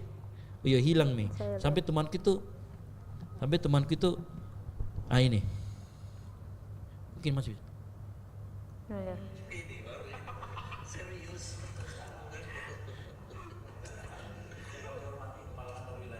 Iya. Tahu nggak tulisannya apa di bawah? Nuansa khotbahnya sangat terasa. Bukan ya. Ada vibes khotbah. Biasanya Bapak Ibu Saudara. Hadirat Tuhan terbawa bro. Tapi di atas itu memang begini. Mari kita sebelum kita mulai mari kita berdoa karena saya yakin dan percaya begitu loh. Saya yakin percaya tanpa pertolongan Tuhan. Saya dalam hatiku oh salam ini. Tapi benar Kak, pernah juga pengalaman ikut event-event waktu itu MC-nya siapa? Jadi dia Mike. dia vibes-nya kayak itu WL. Jadi pas kutanya sama panitia, iya dia agamanya Kristen, WL. Oh, iya. Saya kenalan. Saya Saya terbawa. Saya terbawa itu. Tapi itu karena kebiasaan sih. Tapi whatever itu menurutku apa yang kamu kerjakan, lihat persiapanku apa aku, itu ngaruhnya ke situ. Itu yang saya bilang tadi, medianya itu. Lakukan aja dengan sungguh-sungguh apa yang ada di depanmu, seolah-olah kamu lakukan untuk Tuhan. Itulah media kita menata hati sama Tuhan. Dan di media itu juga nanti Tuhan akan berkarya. Mungkin nggak langsung terlihat situ hasilnya langsung wah, enggak. Ya, tapi Tuhan akan berkarya di situ. Itu maksudnya. Jadi sama sih kalau misalkan kita di rumah, lu masak, ya masak yang bagus lah, kan gitu kan. Lagi ngapain ya bikin sesuatu yang baik. Saat kita ngulik juga kan, bisa kok sepanjang kita arahkan hati sama Tuhan. Terdistraksi pasti, nggak mungkin enggak. Silakan Nova, jangan kok ini Nova. Yang mau bicara ya mau ngomong lagi. Aku kayak mengenai distraksi. Jadi sebetulnya aku ada sedikit kesaksian ya. Beberapa teman-teman dari Golsis itu selalu menanyakan, Elsie kenapa kok tidak pernah muncul di Golsis begitu. Ya saya juga masih pemuda-pemudi ya, jadi masih muda gitu. Terus saya bilang, saya sebetulnya itu sangat terdistract kalau saya merasa mengantuk gitu. Jadi mohon maaf kalau untuk ibadah raya keempat dan ketiga itu saya sangat mudah untuk mengantuk seperti itu. Iya. Ketika saya tadi mendengarkan dari teman-teman, saya terpikir itu dan saya belajar bahwa ternyata saya itu kelemahannya itu di bagian mata gitu. Jadi di bagian mata gitu. Jadi kalau sebetulnya di jam-jam segini itu saya sudah susah untuk fokus begitu ya.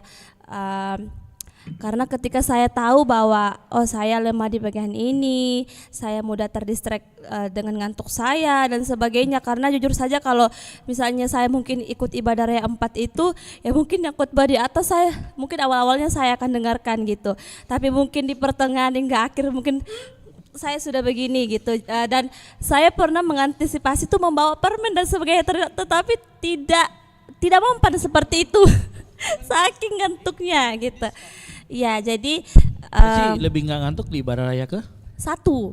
Satu. Pagi. Ya saya selalu pagi gitu, pagi dan kalau misalnya saya juga terlambat bangun karena mungkin ya intinya terlambat bangun jam 10 gitu. Jadi kalau bisa dibilang jadi seperti itu Kak. Saya belajar bahwa saya tahu kelemahan saya di sini. Berarti jam-jam produktif saya untuk mendengarkan itu adalah di pagi hari gitu. Jadi ya saya mencoba untuk datang ibadah di pagi hari ya. Kalau misalnya dapat pelayanannya itu pagi, berarti saya harus ibadah sore gitu. Dan jujur saja itu menjadi challenge juga buat saya Kak. Ya, karena saya sangat lemah dalam hal ngantuk gitu. Kalau maksudnya dalam hal bahwa saya tidak berbicara apa-apa gini. Maksudnya beda kalau seperti ini saya kayak ya otak saya berpikir, saya ngomong apa yang harus saya jawab lagi gitu. Jadi kapan-kapan saya khotbah pakai tanya-tanya orang gitu ya. jangan, saya tidak maju ke depan. Iya kan? Pasti langsung melek. Iya, saya gitu Kak. Jadi biasa tuh kalau supaya tidak ngantuk harus dikasih Kak gitu. Jadi kayak Oke, sip. Baik, Vero tolong ya. Jadi oke Kak. Minggu ini saya 2 sama 4. Kau duduk di mana? Mohon maaf, saya akan datang di ibadah raya 1 ya. Saya tidak datang di ibadah raya 4 gitu. Moga-moga ketiduran. Jadi supaya datang di ibadah raya 2. apa itu? Nggak ngantuk juga kan? Iya, kan jam 10. Berarti kita sama juga, karena aku juga pas kan kerja juga pagi, kadang itu 3 dan 4 itu ngantuk loh. Iya. Ya lebih enak pagi sih. Iya, jadi saya belajar oh saya punya kelemahan di sini gitu. Iya Kak, dan intinya kalau saya tidak lagi ngapa-ngapain, ya otak saya tidak berpikir, saya tidak ngomong, intinya saya akan tidur gitu. Tidur gitu. Tidur. Jadi seperti itu. Jadi ya mungkin teman-teman di Ground Pro juga sangat tahu itu kalau biasa jam 10 tuh alarmku sudah berbunyi, waktunya tidur gitu. Jadi seperti itu. Jadi itu Kak, maksudnya ya sangat penting untuk menyadari kelemahan kita masing-masing, apa yang membuat kita terdistrak dan sebagainya. Kalau kita sudah tahu oh solusinya seperti ini gitu. Jadi kalau teman-teman mau mencari saya di Goal Sisi, mohon maaf kalian tidak menemukan saya. Saya di Ibadah Raya 1. Bukan morning person juga sih, lebih ke mengetahui saya tidak bisa kalau malam seperti karena itu. hidupmu itu terpola sekali dengan anak SD. Dia kan guru. Jadi dia bangunnya harus pagi. Dan ini ya berhadapan dengan anak-anak itu kecil itu sangat menguras energi. Bukan kan energi emosional. Makanya guru-guru itu kita harus pahami, terutama di tempatnya dia kan selesainya kan sore itu. Pulang dia itu kayak exhaust banget gitu loh. Sudah aduh kayaknya capek banget gitu. Nah, karena terpola dengan itu makanya begitu di hari Minggu Iya Kak. begitu. Jadi terbiasa begitu itu memori muscle-nya kan sudah jalan. Gitu. Iya. Jadi saya yakin pasti ini Elsie ini kalau jam-jam pagi dia gencar marahin anak muridnya bisa. Tapi kalau begitu siang itu sudah ini habis baterai. Tidak Kak ya, saya lemah lembut. Oh. Tapi ini mengantuk enggak Kak? Enggak, dia enggak mentuk karena diajak bicara mikir, diajak ngobrol. Diajak ngobrol. Ekel, Ground Pro ingatkan dia harus banyak ngomong. Oke siap Esther, nanti saya cukup suruh sharing nanti. Iya. Makanya waktu kami di Ground Pro Kak, kami itu selalu ngobrol Kak. Semuanya kami ngobrolin karena itu. Kalau tidak ada yang mengajak saya ngobrol, saya akan duluan pulang untuk tidur gitu. Jadi Oke. Mana ada yang mau ngomong lagi terakhir? Karena Maria sudah ngomel-ngomel di itu. Ya harusnya Marta yang ngomel-ngomel ya. Tapi ini Maria loh. Maria lagi cosplay jadi Marta. Jadi Marta. Iya. Silakan ngomong yang aneh. Oke, satu-satu lah ya, terakhir ya, oke? Vero silakan Vero. Oh enggak, Nova dulu deh.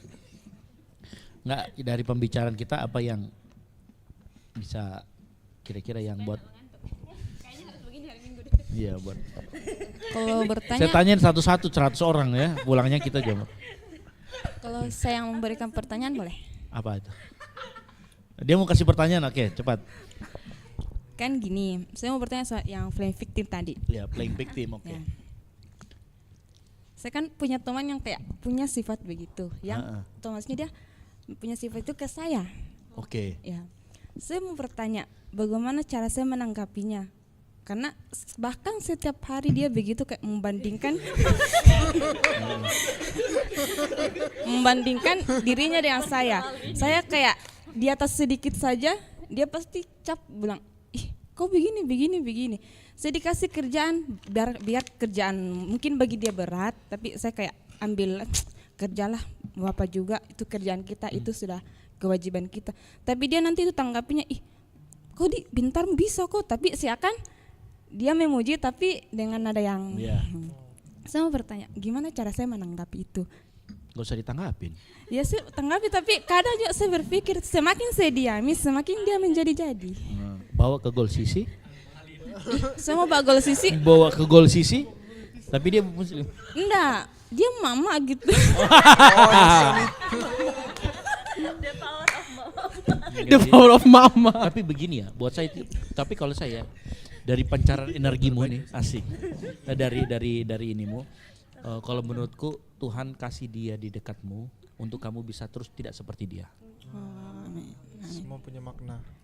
Ya. Bukan cuma itu sih kalau menurutku ya. Kalau yang saya dapat dari dia nih ceritanya, lu nggak punya pilihan toh. Iya. Sudah. Itu supaya kamu nggak jadi seperti dia. Oke. Gitu. Jadi pembelajaran. Iya. Kan gitu. Karena kalau ditanya mau ditanggapi gimana nggak usah ditanggapin. Iya sih, ditanggapi Iya. juga. Cuman pertanyaan adalah Sebenarnya gini, pertanyaan itu bukan bagaimana saya menanggapi, tapi bagaimana saya memaknai itu. Oke. Itulah pertanyaan aslimu sebenarnya. Saya luruskan pertanyaan Kak, bagaimana saya memaknai itu. Itu tadi saya bilang, Tuhan kasih dia di dekatmu supaya kamu gak jadi seperti dia. Beres ya. Oke. Enggak Ji, gas. Ya oke. Yudis, apa Yudis? Kamu yang mau sampaikan? Yang mau saya sampaikan itu Mentang-mentang sarabat terakhir. ya lagi. Boh. Ya yang saya dapatkan, entah itu bisa tersampaikan kepada teman-teman yang di manapun berada. Itu kameranya Widel. Oh iya. Widel. Nah. Ya memang kita harus peka, sesama manusia itu memang banyak hambatan. Intinya peka, sadar, yakini semuanya akan baik pada waktunya. Os, cuaks gitu ya. Oke, silakan siapa Elsie. Nggak perlu menanggapi itu kan menyampaikan.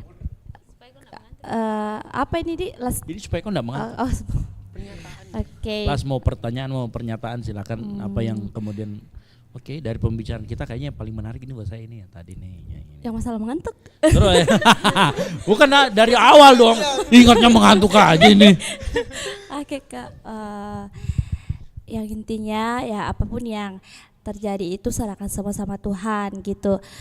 Saya juga belajar untuk Tuhan koreksi hati saya. Kalau Tuhan lihat ada yang mungkin sudah bengkok dan sebagainya, Tuhan luruskan kembali. Saya belajar bahwa hati-hati loh. Ya. Lu ngomong gitu harus hati-hati. Karena biasanya kita ngomong begitu, yang koreksi itu biasanya orang yang paling kita benci. Iya betul banget Kak. Bahkan bisa ada dua, orang yang paling kita benci atau orang paling dekat. Saat kita minta Tuhan koreksi hati saya, dia tidak tiba-tiba Tuhan nongol, hatimu ini saya buka koreksi ya, enggak. No. Dia akan masukkan kamu ke dalam komunitas yang biasanya orang-orang yang menyebalkan atau mungkin orang yang kamu paling dekat kamu kemudian nyakitin kamu. Iya, dan saya telah mengalami itu Kak. Ya, dan makanya saya bilang seperti ini karena ya seperti itu, dan di situ ketika saya berada dalam momen itu saya cuma bilang sama Tuhan, Tuhan kuatkan seperti itu karena jujur dan jangan mundur. Saya tidak kuat begitu. Jangan mundur. Karena desain kita adalah hidup di dalam komunitas. Iman Kristen itu bukan iman individualis, bukan. Kan tadi saya bilang, kenapa kita harus datang ke gereja dan berkomunitas? Karena itu komunitas adalah ruang kita untuk kemudian kita ditegur, dikoreksi. Saat kita tidak berkomunitas, bisa nggak iman kita bertumbuh? Bisa, tapi abnormal. Kenapa? Karena kita tidak memberi ruang orang untuk kita diuji, untuk kemudian kita dikoreksi dan lain sebagainya. Betul Kak.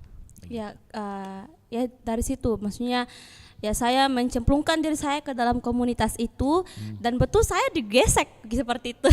Saya digesek dan sebagainya, tapi di situ ya saya juga belajar mau bertumbuh seperti itu Kak. Ini tidak mudah, saya bilang ini tidak mudah, tetapi kalau kita memang menyerahkan semuanya sama Tuhan, ya Tuhan yang akan menuntun seperti itu. Intinya apapun itu andalkan Tuhan, doakan, ya datang saja datang saja jujur. Saya kadang-kala Tuhan berat sekali hari ini gitu, saya ketemu ini dan sebagainya gitu, dan setelah saya seperti itu ya saya bersyukur karena ya saya punya tempat untuk kembali. Maksudnya kembali dalam hal bahwa ya saya punya Tuhan begitu. Kadang-kala mungkin ketika saya merasa capek dan sebagainya, saya biasa berpikir jangan sampai kamu ya mengandalkan dirimu hari ini makanya kamu terlalu seperti ini gitu. Ya. Intinya seperti itu, apapun itu utamakan Tuhan, libatkan Tuhan, arahkan hatiku dan hatimu kepada Tuhan. Oke. Bang Mario. Oke. Kalau mungkin dari saya sih segala pekerjaan yang kita buat sekarang, sebelumnya dan ke depan harus berhadapan hati dengan Tuhan. Walaupun kita tidak pelayanan secara langsung di ibadah, kita di luar pun mengerjakan semua aktivitas dengan maksimal, yang dimana pikiran kita itu karena Tuhan. Oke. Itu saja. Pero terakhir. Oke. Aku pesta lupa. Oh. Tadi aku pikir. Tadi skip. Oke. Maria boleh nggak? Boleh nggak Ibu Maria? Sebentar kok. Oke, jadi apa yang kita kerjakan, yang kita lakukan itu jangan ikut kata hati kita. Don't follow your dream, tapi follow Jesus. Oke. Nah, jadi kita juga dalam hati kita juga kita butuh hati yang tulus, hati yang setia, tanpa dibikin-bikin, dan satu lagi pasti Tuhan akan mampukan dan kuatkan di setiap musim hidup kita, baik di musim yang tidak enak maupun yang enak. Itu tetap katakan Tuhan Yesus baik. Amin. Oke, Vero silakan. Kalau saya semenjak saya belajar firman ini, sebenarnya di kehidupan saya akhirnya lebih bermakna sih, dalam aktivitas itu lebih bermakna ya, terutama kan saya sudah bekerja. Di pekerjaan itu jauh lebih bermakna gitu.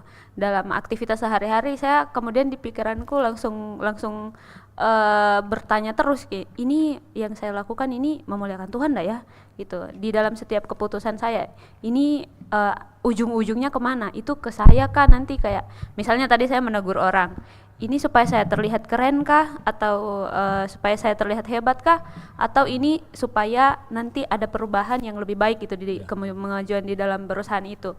Nah, intinya saya bersyukur sekali pelajaran minggu ini tuh betul-betul membuat hidup lebih bermakna gitu. Percuma kayak saya rasanya sibuk gitu, aktivitas pekerjaan, pelayanan full gitu jadwalnya, tapi ujung-ujungnya enggak punya makna gitu. Akhirnya saya capek, burnout bisa. Dan intinya saya sangat bersyukur di tengah-tengah jadwal akhirnya yang semakin maksudnya terisi lah tiap hari ada saja kegiatannya, saya lebih bersyukur sama Tuhan. Ternyata sarana yang Tuhan kasih itu lebih banyak gitu untuk saya bisa memuliakan Tuhan, entah itu saya di kantor, saya di rumah gitu-gitu. Gitu deh. Oke. Jadi ingat, pada saat Tuhan tambahkan sesuatu kesibukan dalam diri kita, sebenarnya Tuhan sedang menambahkan sarana kita untuk kita memuliakan Tuhan. Ada banyak orang mengeluh, berarti saya Bali mah, berarti saya pendeta iya, PNS iya, terus keluarga iya, mahasiswa iya, pengusaha. Kalian pasti belum tahu dong saya. Pasti belum tahu kan? Di luar dari pikirannya kalian. Tapi bukan. Tapi 5 ya berarti ya. Jadi 5, serius. Dan saya berpikir, oh iya benar kata Vero tadi. Jadi semua bagian hidup kita yang ditambahkan Tuhan kemudian, itu sarana kita untuk memuliakan Tuhan. Sarana kita untuk berjalan bersama dengan Tuhan. Dan kalau kita menjalani dan pemikiran seperti itu, bahwa itu adalah sarana untuk memuliakan Tuhan dan tujuannya adalah kemuliaan Tuhan, maka hidup kita akan lebih bermakna. Dan kamu gak cepat burnout. Saya baru ngeh, itulah kenapa mungkin kalian melihat saya umur di 40, tapi apakah saya burnout? Kadang, tapi saya bisa kuat jalanin gitu loh. Masih tetap rajin ngomel di grup, rajin menegur dan lain sebagainya. Kan kalau sih kan nggak ada di grup leader ya. Kalau anak leader udah tahu itu. Setiap minggu nggak ada, mungkin nggak, saya nggak ngomel sekali minimal. Atau minimal, hi guys, gitu kan masih ada, masih lagi. Nah, gitu. Tapi ya itu karena kita menjalani hidupnya dengan penuh makna. Oke. Baik. Akhirnya kita malam hari karena Maria sudah di situ ya, sudah mau sekali pulang toh. Sudah burnout nih dia. Siapa? Oke. Oke, baik, kita akhiri saraba kita untuk malam hari ini, dan saya pikir kita semua secara pribadi Tuhan berbicara berbeda-beda. Walaupun tadi kita kan banyak ngomongin ya, banyak intermezzo, banyak ininya. Kita kemana-mana, tapi biasanya kalau kemana-mana gitu berarti Tuhan kasih kita itu dapat yang beda-beda mungkin. Mungkin tidak harus sama ya. Nova sama Romari itu nggak harus sama dapatnya dari pembicaraan kita. Ekel juga sama Yudis nggak harus sama kok. Dapatnya apa nggak harus sama. Ya, yang penting adalah sama-sama benar. Oke, nggak harus sama perihalnya, esensi anunya yang didapatkan, tapi itu harus sama-sama benar. Baik, oke ya. Kita akhiri saraba kita. Vero, boleh berdoa? Silakan. Baik, kita berdoa. Terima kasih Bapak yang baik, kami mengucap syukur malam hari ini untuk sharing firman. Tuhan kasih kami kesempatan untuk duduk sama-sama belajar firman Tuhan. Dan hari ini kami telah belajar banyak, biarlah Roh Kudus terus berbicara dalam hati kami, supaya apapun dalam setiap aktivitas kami selanjutnya Tuhan, kami terus mengarahkan hati kami kepada Tuhan. Berkati juga jemaat-jemaat-Mu, setiap telinga yang mendengarkan sharing kami malam hari ini, biarlah Tuhan Yesus yang memberikan rema di dalam setiap hati kami semua Tuhan, supaya setelah kami mendengarkan firman Tuhan, hidup kami diubahkan, kami terus mengarahkan hati kami kepada Tuhan dalam setiap hal yang kami kerjakan. Terima kasih Bapak yang baik, kami rindu supaya program kami Saraba ini bisa bermanfaat, bisa berguna bagi orang lain, memberkati banyak orang. Oleh sebab itu Tuhan, pakai sarana ini Tuhan Yesus untuk memuliakan nama Tuhan.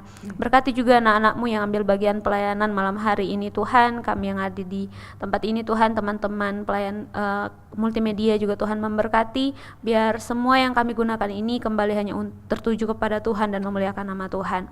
Terima kasih Bapak yang baik, kalau ada sesuatu yang salah dalam pikiran kami, biar Roh Kudus-Mu yang menerangi setiap kami dan memberikan kami pemahaman yang benar tentang firman Tuhan. Terpujilah nama-Mu Bapa. Selanjutnya aktivitas kami serahkan dalam tangan Tuhan. Perjalanan kami pulang masing-masing juga Tuhan sertai dan memberkati setiap apapun yang kami kerjakan selanjutnya Bapa. Terpujilah nama-Mu Tuhan Yesus. Ini doa kami Tuhan, kami mengucap syukur untuk malam hari ini. Kami tutup saraba kami di dalam nama Tuhan Yesus. Haleluya, amin. Oke.